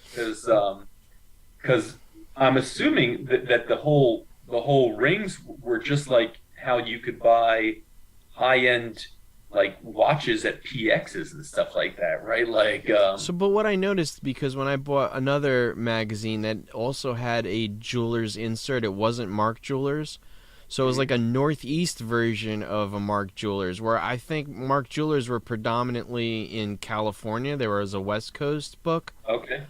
It is a West Coast jewelry company.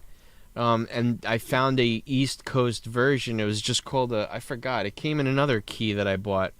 But it was like called Jeweler Set or something like that. And the same thing. It was a 2-page centerfold insert. Glossy insert? No, it's not glossy. It's actually matte. But it's just a jewelry insert that was like buffalo. So there's different versions of that too. I've never seen that one before. That's why I picked it up, and it was in a key issue. I just forgot which one I bought it in. Dude, the spines on these 80-page giants just got brutalized back in the day. Those are tough, man. The square-bound books are tough. Like the 80-pagers are just absurd how thick they are. I was just looking at my my Hercules. It's actually pretty decent, except for the bottom does have a chunk. Yeah, I had to check. Both of mine are directs. They're both, yeah. I do have a newsstand 42. Very nice. That is nice. Yeah, it's got some very light stress spine marks, spine ticks, but other than that, it's actually like even the corners are pretty sharp. Yeah.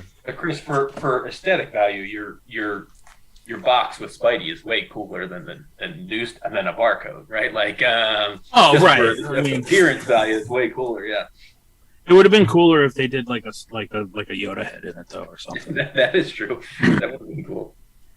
Because I've seen in some other direct, they'll like for a Fantastic Four title, they'll have like the Thing's head in it instead of. Yeah, they did Mjolnir in a bunch of the Thor books. Yeah. But for the most part, it was all Spidey. Yeah. But I thought about that, and I was like, for the Star Wars titles, they did like a Yoda head, or I don't know, just a Vader would have been cool. Right, Vader. Yeah, I mean, there's so many that would have been great as a single color graphic, right? Or even just a Stormtrooper helmet. Would have worked perfect in that spot.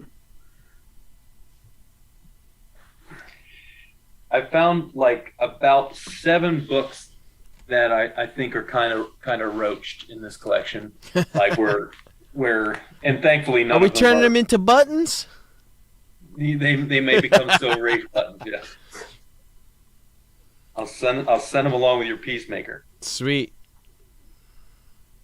I mean, you'll bring them along with the Peacemaker? Yeah. Well, I gotta get a couple of the books I'm gonna resell to him. So, because I'm going to do express tiers, so I want to get them to him as quick as possible. I might try to bleach the bottom of that cover, take a chance on doing it and whiten it up. Well, it's going to lay flatter when you press it. It's going to lay super flat. Yeah, I think I'm going to hit it with that surfactant, like the soap, the detergent. See what I can do with it.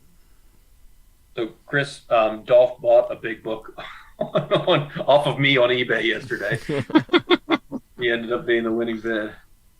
I got the Peacemaker. By accident or no? No, I wanted it. I think it was first by accident, but then he did want it. I did. Not only did I want it, but I think I got a good price on it. To be honest with you, because I saw those like higher grades going for like $400 to $500. So for $330, I mean it was $360 with tax, but I thought it was a good deal. I'm still just sitting. I'm stewing over.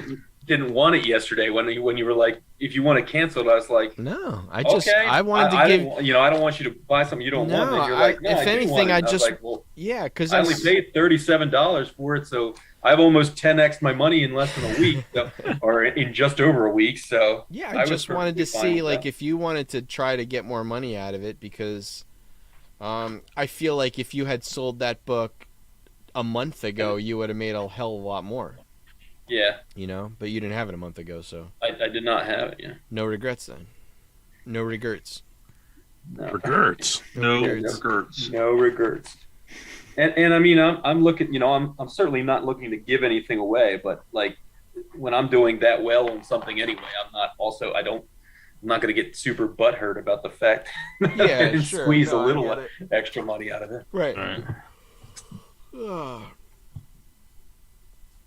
We got anything else, boys? No, I'm good. We were pretty efficient tonight.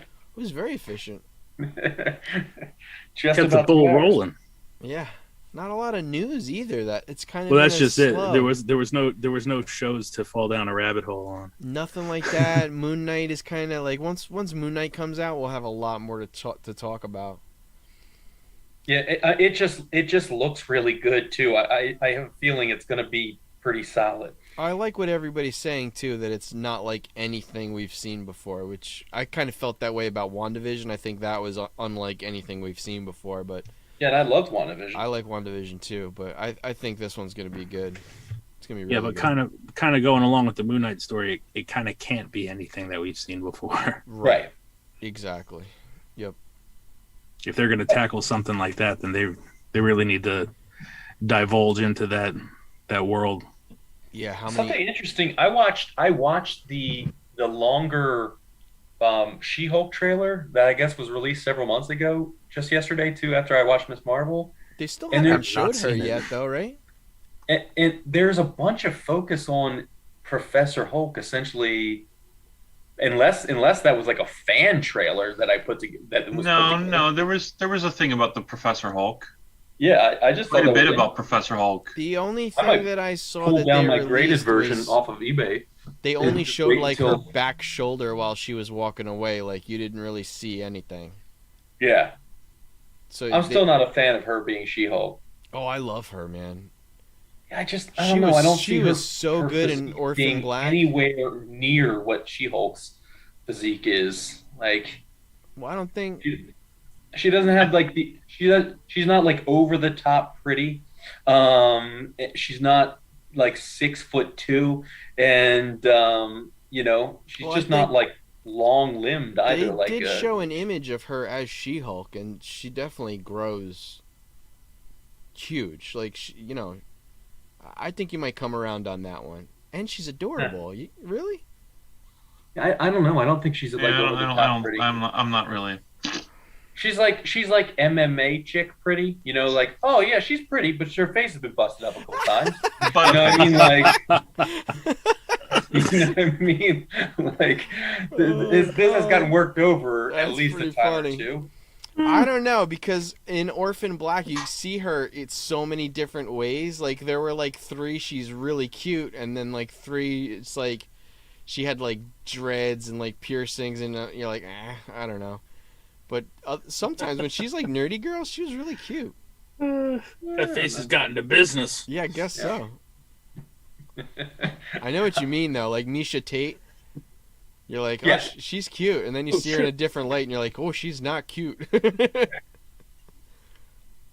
Yeah, I don't know. I can't. I also, you guys would be able to pick an actress who might fit that kind of mold, like taller, voluptuous, longer limbed, like really natural, long black hair and stuff like that. But I can't think of exactly who an actress that I think would be perfect for the role. But Brigitte Nielsen.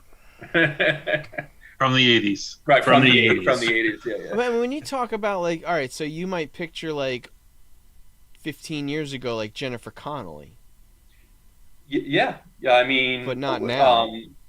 Yeah, but 15 years ago. 15 years ago, Jennifer Connelly, or like even Jennifer Garner in her Alias days would have been fucking. She would have nailed it. I think the problem is, like, I think about, like, and obviously I'm even really too young. Most of us are truly too young, but like how perfect Linda Carter was as Wonder Woman, like, you know what I mean, like as an actual human being, but also like in the comic version, she was like almost a perfect match of the aesthetic of Wonder Woman. Even going that far, like just Lou Ferrigno. Yeah, like, right, exactly. Just being you viewed that as just like, oh my god, that's the Hulk. Yeah. Right, that's the Hulk. Right, yeah. And yes, they probably did some like depth of scale to make him look like physically taller than somebody else, but like in terms of the actual physique, it was all like Vincent D'Onofrio in Adventures of Babysitting as Thor. Yeah, exactly. Yeah, exactly. D'Onofrio. Well, certainly D'Onofrio now is Kingpin. I mean, D'Onofrio is Kingpin, man. He is Kingpin. Because that was kind of my biggest problem with, and I know she's, I know we're not talking about her as a super huge character, but like Echo, Echo and Hawkeye. Yeah. She, and I understand that, like, she actually as an actress is the things that Echo is, deaf and Native American and stuff like that. So I do actually love that. But like from a facial point of view, I don't know if you saw Comic Tom. I think he commissioned David Mack to do the origin cover with the actress in it, and he does an amazing job. But if you hold the two up, there's a significant difference in what. And I understand, like, they can't all look the same, but like freaking Chris Hemsworth flipping looks like Thor, for God's sakes. I mean, like, right, he is. So that leads me to this, because it is in my opinion. So let's see what you guys think. The best comic book casting ever is still, in my opinion, J. Jonah Jameson is he is J. Jonah Jameson. I think that is the best casting as far as like an actor to a character. But Vincent D'Onofrio as Kingpin is pretty damn close to perfect. Like he embodies the Kingpin. I think he's pretty good. But what do you guys think about other years ones? When we see him in Law and Order SVU, like that kind of aloof genius, like who's starting to kind of hone that as a persona, and now as Kingpin, it's perfect because like he really does feel like a flipping mobster that could spin on the like just spin on a dime and kill you. I gotta say too, after No Way Home, Willem Dafoe as Green Goblin, man, he's just he kills it. He absolutely kills it. Is it just me though? But like, do you still see Private Pile? Oh yeah, all the time. Yeah, I'm just. Yeah, Full Metal Jacket is such a part of my like high school days that I definitely see him all the time. Like it's Private Pile. And I always there's a customer of mine that always says they're like, you kind of look like, and I was like, oh god. I was like, are you telling me to put a gun in my mouth? Is that what's happening right now? You look like 200 pounds of chewed bubble gum? Right. Well, yes, but still. Yes. That movie did not resonate as like a war, as such a accurate depiction of a war movie for me, for whatever reason. It is two different movies. I mean, you got Paris Island and then you have Vietnam, and they are two completely different films. Yeah, for sure. Once they go to Vietnam, it is a different movie. Yeah, but everything leading up to that. Just to go back to our last thing, I have found a perfect She-Hulk. Oh, okay. Lynn Collins, who was the main actress, Deja Thoris, in the John Carter movie. She is. Who? She is. We've already established that does not work. No. Yes, Lynn Collins is a perfect. She would have been a perfect She-Hulk. Lynn Collins. She's tall. She's athletic. She's gorgeous. All they would have to do was just make her a little bit bigger in the computer and paint her green, and she would. Oh yeah, Jim. Her face, even the shape of her face is. Yeah, she's perfect. Yeah. Okay. New tangent. John Carter movies were severely underrated. You really think so? They were absolutely wonderful. Really? Yeah. And wait, Chris, you said movies plural? There was a second one? I am a collector of the art of books. So I always get the art of every movie that you could possibly think of. And I mean, that listen. book I passed up that book and it's like $600 now. I can't even touch getting that book. They dumped $200 million into that movie. There has to be some really good production value behind it. Oh, yeah, it was like a ton of artwork by Justin Sweet and like beautiful artists. Yeah, when me and the kids watched it, I was like, why did this movie get panned so much? Like, is this a movie I need to watch again? Yes, it is. Didn't it come out? It's a good movie. That's the thing. Didn't it come out like at the same time as like Avatar or something like that? Like it was blowing it away. 2012. It's like Harry Potter or something that just blew it away. People, and I don't think it's like. Well, let me just say, it's like Dune. You know, it's a classic story. It's a classic story. It's one of the great original sci-fis, and the story is just a little bit out there, and a lot of people were looking for a certain kind of aesthetic, and they just didn't get it with the movie, and they were like, "Oh, I don't know, it's just a bunch of weird aliens and half-naked dudes running around." Like, they just didn't get what the movie was, and the books are really good. Books are amazing. I do a lot of audiobooks because you're driving around all day. All right, so here you go, Chris. It was released the same day as the Hunger Games, so that's the original Hunger Games. Right. I knew that a lot of some of the box office failure had to do with the fact that it got blown out of the water because it was released at the same time as another 2012. And this is obviously to a kids audience, but Dr. Seuss's The Lorax also released the same day, so you had two pretty big movies that were going to pull dollars away. Jason, you had all the teens going to one, and you had all the young kids going to another. You guys are missing some big ones here. 2012 box office: The Avengers, Dark Knight Rises. No, I'm just talking about the same day of release. I know, I'm just saying these are 2012 movies. Skyfall, Amazing Spider-Man, The Hobbit. When were those movies released? December, July, November, March, July, May. So when did... What was released in March? Let's see, John Carter... This was released March 9th, so it was against Hunger Games. They all released the same day. So John Carter was the 36th top movie that year. It was in the same month as Wrath of the Titans it was up against. Early on, 21 Jump Street. It got beat out by... and then The Hunger Games. Yeah. And then, 2 months later, Avengers comes out, so... But yeah, Lynn Collins actually in a couple of these pictures literally looks like an Adam Hughes drawing. You really into this Lynn Collins? I'm telling you, when I saw that movie, she was like, besides the fact that she was overdressed for Deja Thoris. I know her. She was perfect. Where do I know? Oh, now we're back to John Carter. She was in John Carter? She was the main actress in John Carter. She played Deja Thoris. Deja Thoris of Bassoon? Bassoon? Well, Jim, I think if any clothes that Deja Thoris is wearing is more than the comic version of Deja Thoris. I mean, it's actually comical on the covers of Deja Thoris books, like how a human could possibly wear that little amount of garments and still considered to be clothed. There's in that same vein of comic, you have Vampirella and I'm certainly not drawing a line in the sand between Vampirella and Red Sonja. Because they all fall into the same. It's not possible to have that outfit on because that outfit could not possibly stay on a human being that's moving, Right.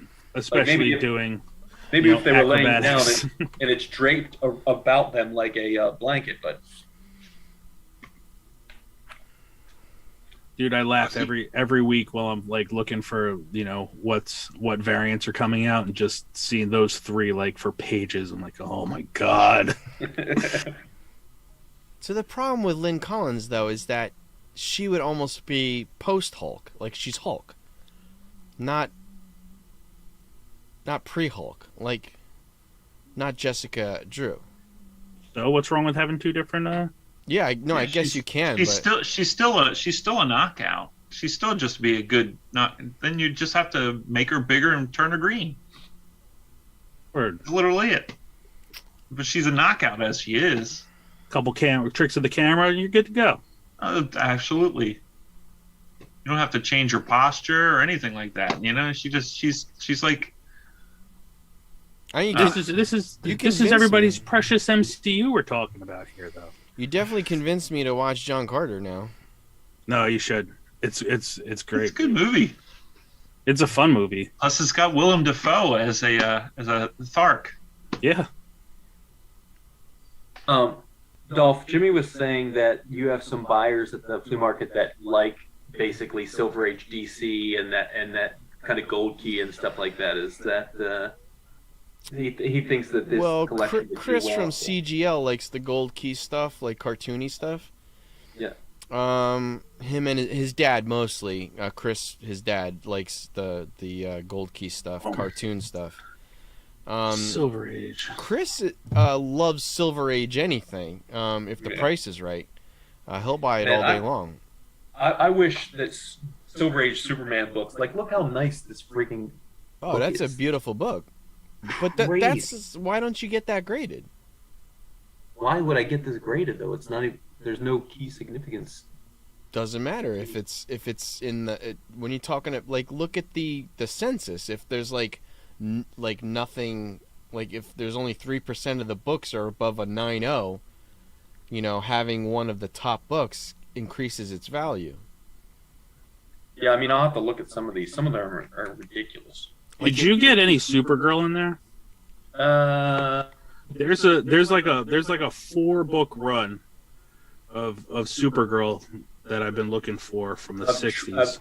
Just true Supergirl in title, or was she in Showcase, or was she in? No, I think it's Supergirl in title. It's with her and Zatanna, and they're fighting the Abominable Snowman. Ooh, that's cool. Yeah, I've been looking for this run for a long time. I certainly don't remember that. I did get the second Zatanna, which is first cover of Zatanna. It's almost like ASM 315 with Venom's head in the corner. Zatanna's like head is down in the bottom corner, and that's in a oh man, what title was that? That was in an Atom comic, in the Atom title. I love those Atom books. Those Atom books, those Aquaman books, they're the Hawkman books. All those covers are so cool back then. Yeah, I got like, they're really though Hawkman. It's the Zatanna book is the one that, and then everything else is not really worth anything. But the Zatanna book. So that's the problem with DC. It's like all of these books, they're really cool looking. They're not worth anything. Like even those My Pal Jimmy Olsen's and Superman's gal Lois Lane's, like they're cool covers. Yeah. The JLA books, there's no value there. Yeah, my Dark Side's pretty freaking nice. So that's definitely one I think I'm gonna get. Sorry, just one more time. Oh just my one more God. time. I'm not talking about Lynn Collins. I'm just telling Chris. I just found one copy of The Art of John Carter on eBay. It is $250, and it's $95 because it's coming from Singapore. Oh Jesus, that means it's fake. Oh no, Singapore's all right. That is the only one I can find. There on it is. all of eBay. Why don't you just get the PDF and print it out? Yeah, that Supergirl is literally, it's Supergirl Volume 1 from, it's not Silver Age. When did Silver Age stop? 70. 70. That book that Dolph has is the last one, so it's 73. I think it's 72. Okay. No, 72, it's 73. earlier than that. 72, 73, I think. Yeah, because this book is 72 to 74. So I'm thinking that's bronze, right? Let me look on my. I sold a lot of books, so I don't know if it's not, my collection's not up to date, but I can look if I have it. Chris, What's the number? Show you, since you weren't on last week, I'll show you some of the highlights. What's the number, Chris? You have to get through Jimmy's wall of books that I have set aside for him. There's Dolph's Peacemaker. Nice. Chris, what number? Nice. 12. No, it's 12 cents. What did you say? What number? No, Chris, what number is that Supergirl? The one in particular that I'm looking for, I believe, is number 7. Supergirl 7? Yep. July 73. I do not have that book. That is a cool cover, though. Oh, it's like Wendigo. Is that what it is? No, I mean he looks like Wendigo. Sinister Snowman. Yeah, that's really cool. Yeah, it does look like Wendigo. That is a cool book. So if I didn't realize the Parasite book was as expensive as it is. Yeah, I buy them anytime I see that book in decent shape for under $50. I buy it. I love that. Yeah, book. this is in nice shape. That is a great book. But yeah, Dolph, now that you've seen it, you come across one. I will keep my eye out for it. That is a cool cover. Yeah. Yeah, they don't go for a hell of a lot. You can get one 6.5, like $12. Oh, that's not bad. This guy's got one a 9.0 for $42 on this comic price guide. Which Strange Tales book did we see today? From me? 126, right? Oh. Was on the Hot 10? Which one? There's 127. That's the second Dormammu, the first time he's on the cover. Yeah. Strange Tales 126. Yeah. So there's mine, and mine has Yeah, that's a good book. Yours is in nice shape. Well, mine has some spine issues though. That's exactly where mine is, about the same little size. Smudge at the too. bottom and a little. I mean, it's intact, but it's a tough. All the square bounds are not easy. These are in nicer shape than, especially now I see how much they're going for the two ASMs that were in here. So that's First Ned Leeds, and I think it's probably a 5 or maybe, probably like a 5 with a press. Maybe it's 5.5. Yeah. But this one's in even better shape than that one. I like this cover better too. That is a great cover. It's so weird because it's such a different world than I'm used to, because I deal with mostly modern stuff. So if it's not like a 9.4 or better, I'm pissed. Yeah. Hey, before last weekend, I'm in the same exact boat. Yeah, but you got a lot of the 70s Star Wars stuff too, though, right? I do, and most of them are 8.5 or better. Good. Yeah. Wait till you see what's coming in the mail. What'd you get? I found a 35-cent price variant. Oh, nice. Of one? Yeah. Well, I thought it was one when I grabbed it, and I realized that I didn't pay for a one. It's number 4, but there's only a price variant on 1, 2, 3, and 4. Yep, 1, 2, 3, 4. Yeah. Cool. So there's first Batgirl. Nice. And That's awesome. And then the reason I was really buying the collection was first Surfer Galactus, and then even I know that cover. And then this one I think the huge key is definitely going to be the highest grade, so that one's pretty nice. Chris, what's happening with you in that collection? Did you talk to that guy? Yeah, he's just sleeping on it because it's not at his house. Oh yeah, that's right. It's at his mom's house, so he's just kind of like, yeah, and he's in no hurry. He don't give a shit. So, but I told him, I don't know if I told you last time, but I kind of finally was just like, listen, I was like, I'm interested. I know you got, you've already kind of dug through some of it. Mm-hmm. You said he was going to attempt to look each one up individually. that's what he was doing, and then he gave up, and that's why they've just been sitting. So I told him, I said, listen, I was like, $50 a long box, sight unseen. I'll come grab them. Oh, this is the shop, right? The shop owner. Yeah, his parents. The guy who lives above the shop. Mm-hmm. The guy whose parents own the shop. Owned the shop. Yeah. So I told him. So and me and Dolph were talking. I was like, every book that he has is a newsstand. Right. You know, so crazy. It's going to be worth it. Just to I don't know. It'll be worth my time to. It'll be fun. Yeah, definitely. To be honest. Yeah, I love it. I love getting a huge collection like that.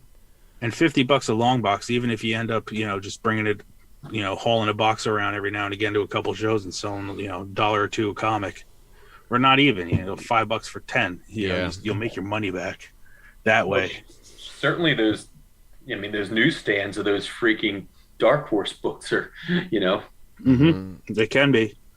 And you said there's no way Heir to the Empire's in there though. Said he was timing, right? He was just late.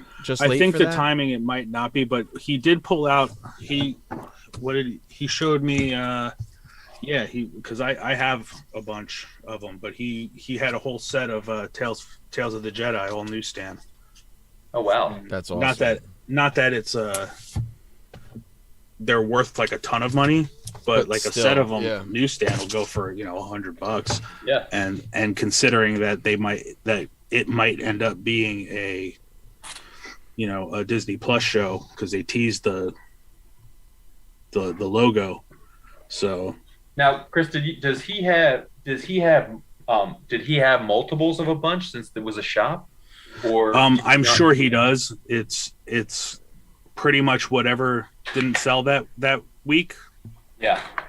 And he even said he goes and people weren't coming here for comic books. Mm-hmm.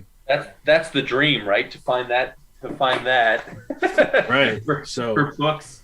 I mean, the fact that they had Dark Horse, an independent title, that's a weird one. Small shop in the first place is crazy.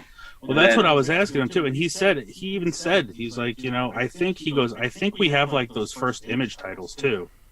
So, and that was what 93. 92. 92. I mean, so, Jimmy and Dolph and I just saw. Now it was like a 9.8, but the Spawn 9, that first Angela, what did we see it sell for? It was like $900 or something like that. Whereas first Angela 9.8 of the direct is like $120, right? So it's like 7 or 8x for the newsstand. And, and that's almost the case with any of those first. I mean, the non-keys, if you will, even number 2. Obviously, number 1 gets a huge bump too. But So if they close in 94, you'd have like issues. You could have issues like 1 through maybe mid-20s, I guess. Right. Wouldn't that be something? You go digging through there and there's like 5 of like every Spawn up until 20. Yeah. Newsstand. Yeah. It's like nobody wanted this stuff. We're just like I said, and I told them, I was like, listen, you're more than welcome to go through everything, and then I'll go through what you didn't go through, and we'll do it that way, or you could just get rid of it. Yeah. And when I said $50 a long box, he kind of gave me this look like, oh, yeah, okay, like I can do that. So it's a bit of a gamble because I have no clue what's in there. How many long boxes? Approximately 40. Okay, so I mean, he'll do all right. He'll do all right if he doesn't want to take the time and go through it. That's what I mean. That's what it comes down. $2,000? Yeah, you're just saving him the time and effort to do it. Yeah. So, but like I said, I was like, I mentioned it to him, and he was just like, yeah, we'll definitely talk about that. Even if you bulked it out, what is it? It's $32 a long box or something like that.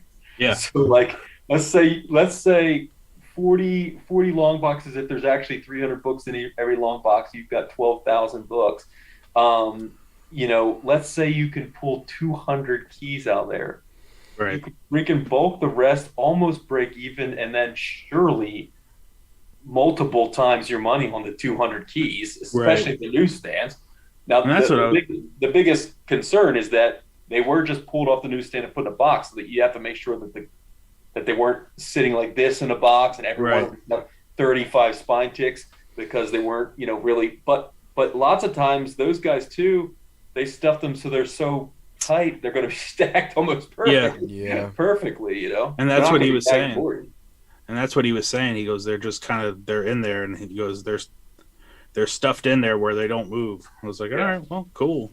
So you'll probably have a couple that are, bent up or whatever, and you're just going to have to deal with that. But front of the box, back of the box probably got manhandled, but the stuff in between, should be good. So, and like I said, like the reason why I'm even going in on kind of taking this risk is just because I know that they're all newsstand, And you love the Star Wars Dark Horse stuff, right? That's my main jam.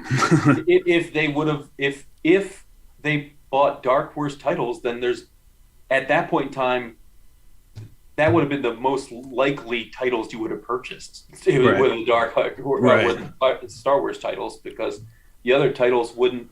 Who would they have even been? Like The Mask would have been at that point in time. It's too early for Hellboy, but you could have gotten his first color appearance. That Next Men book, I think, is maybe not. Maybe even the time frame that they had the shop, the old Marvel books would be in there, because they had the shop from the mid to late 70s through the early 90s. Yep. So you'd have ASM through. I mean, hell, you could have 300 in there, but you would certainly have 361. Carnage is 92, so you would have. They were a twice a month publication at that point in time, so you're seeing 24 issues per year, and so you would have through like mid 400s, I guess, through 94, something like that. I guess it depends on when they closed in 94. Yeah. Well, that would be nice, wouldn't it? Yeah. Those are the titles you want to have, and you'll get the crap with it. You'll get like stuff that was people like New Warriors and stuff like that, but doesn't have a ton of. Maybe it has some street cred, but not any. Right. eBay. Yeah, cred. but stuff like that. But that's what you were just saying. You bulk that out, and somebody's going to pick it up. Yeah. Off the top of your head, when do the low print runs for Spawn start? Do you know the number? Yeah, so I mean, the low print runs start in like the 70s, but then the really low print runs almost start right at 100. They start at 100? Yeah. But like, Jim, what was the book you sold yesterday? Was 77. 77. So they're starting to dwindle already in those numbers, but I know any triple digits start to get really, really small. I mean, issue 100 is a pretty valuable book. I got that run of hundreds books a while ago. I got I think I got 90 through 123. Right. Well, you got. I have Gunslinger. Right? I have Gunslinger. I have the one that Jimmy just sold, the Angel one. Was your Gunslinger in good shape, or was it kind of dinged up? I think it had a couple of spine ticks. But you got it for like $1, right? Yeah, I got it for $1. So yeah. I bought a small box and all of them were in there. I got to go through them. $1. I know. Sometimes you feel bad.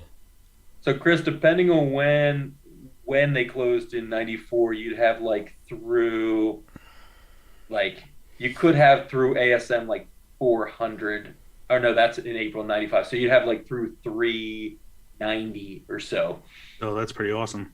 Yeah. You'd have all the Wolverines.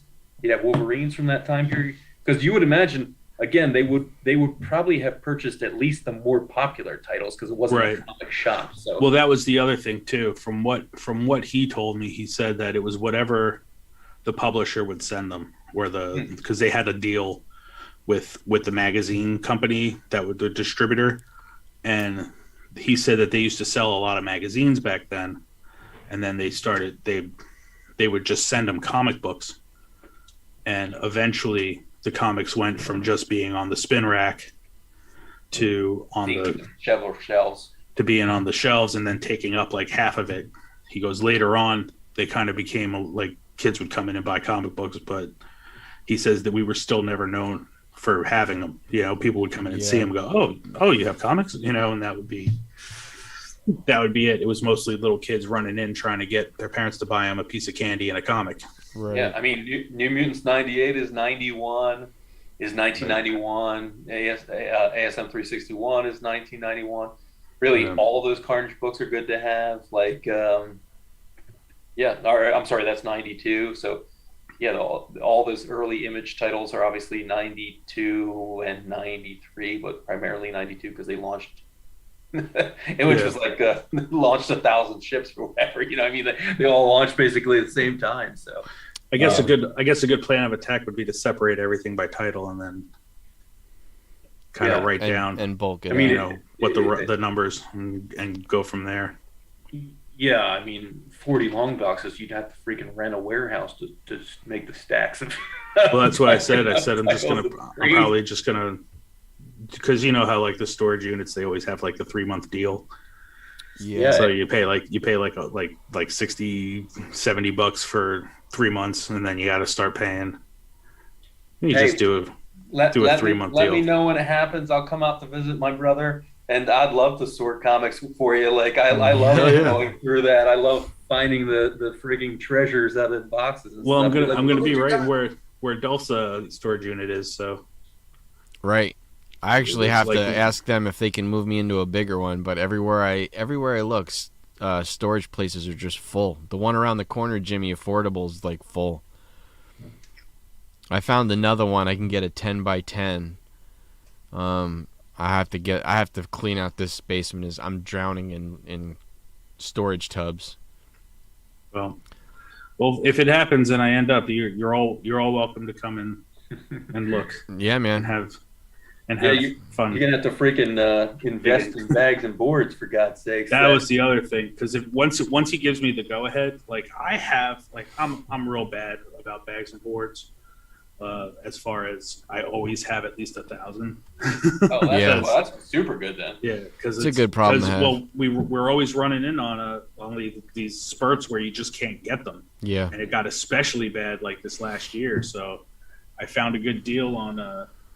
I actually ended up switching bag companies that I get them from. I like these better. They're a little bit heavier weight. They're a little bit more protective. And the boards, what did I get? I took a chance because I was like, I don't know if these are going to be any good or not. But I got 1,000 of these. Oh, I've never seen that before.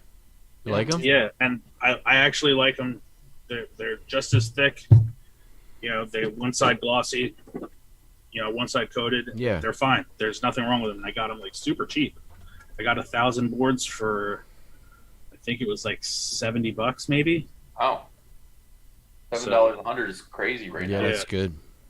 So I was thinking, and it goes down if you order more. So I was like, maybe I'll. I said I'm looking at about 10,000 books. So, you know, if I do like 3,000 at a clip, just so I'm not spending like this ridiculous amount of money just on bags and boards. But it's gonna have to happen. That's the thing. That's the thing about those.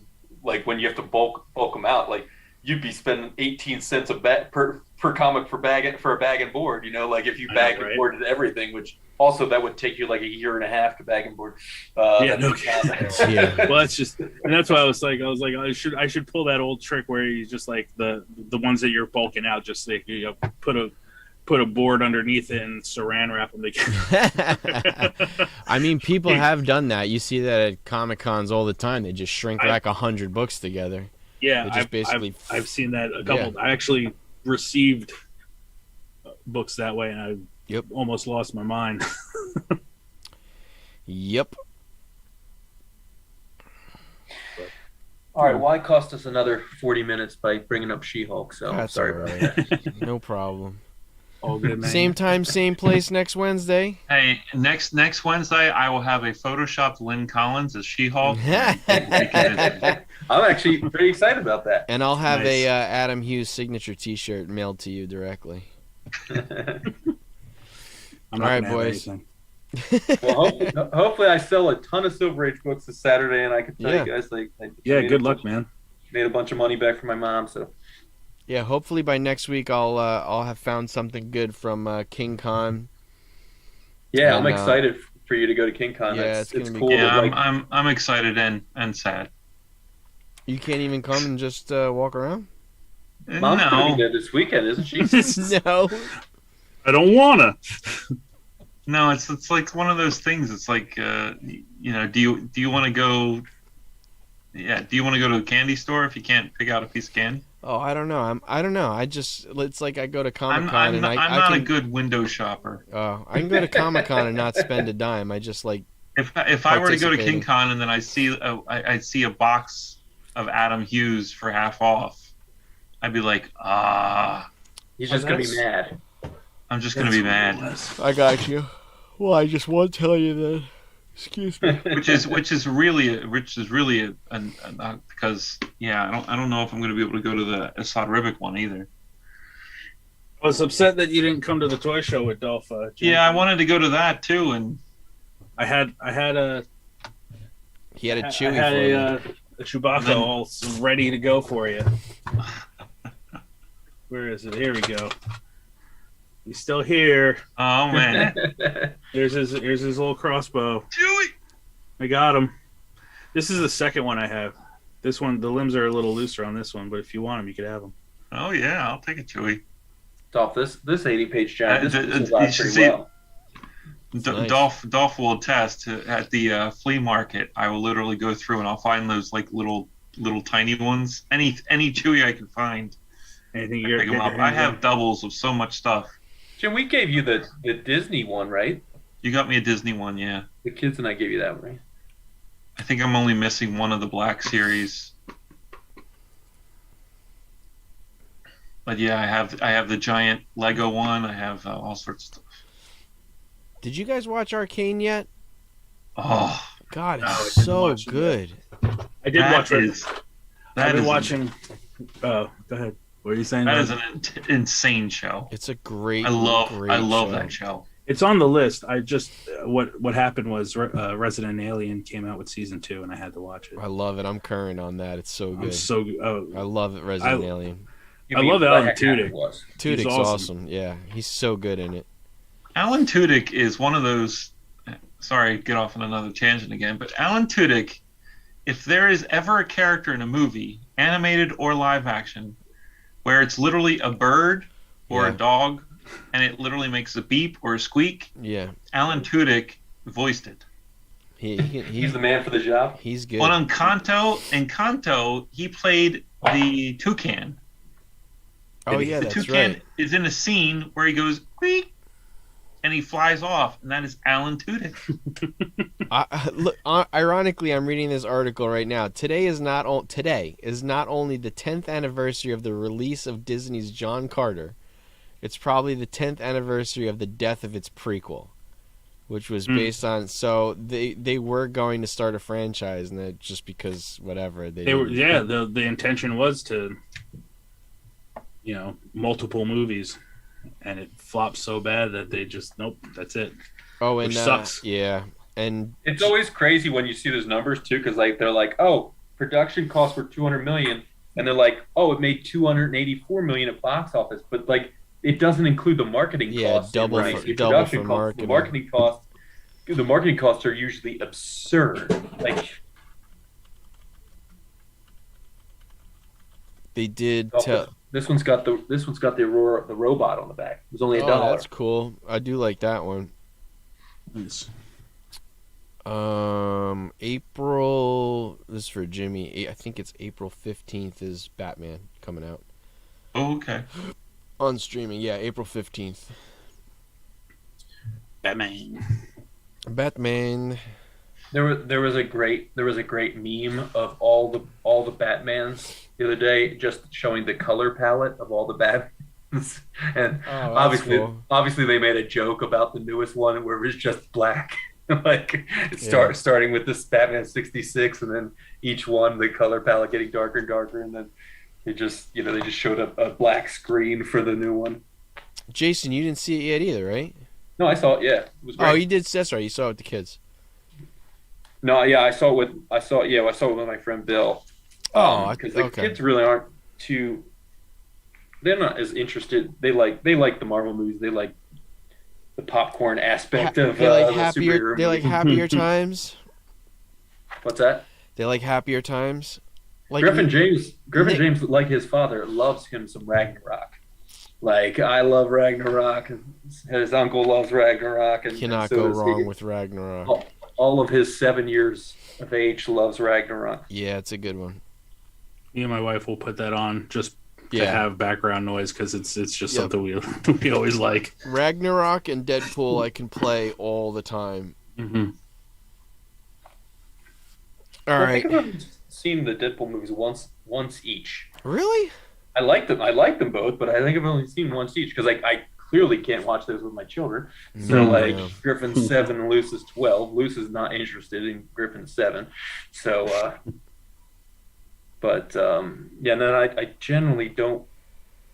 I mean, I have them often enough that I'm not watching a ton of movies by myself. Yeah, those are like go to sleep movies. I'll just put it on. Right. Can't ever go wrong falling asleep to that stuff.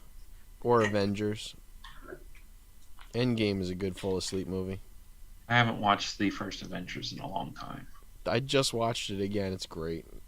First Avengers is awesome. You have to re-rank your Marvel movies now, Jimmy. Or is Winter Soldier still your favorite? Winter Soldier's still my favorite. Ah. What do you know? Still our favorite, too. Who's R? No, that's right. It lost out to what? It lost to Avengers Endgame, yeah. Avengers Endgame won. But it did make second place. Well, I think your brother was doing me a favor because he sent your movie I into the finals. I felt like it was in a no-win situation. He sent your movie into the finals just to have it smashed by Endgame.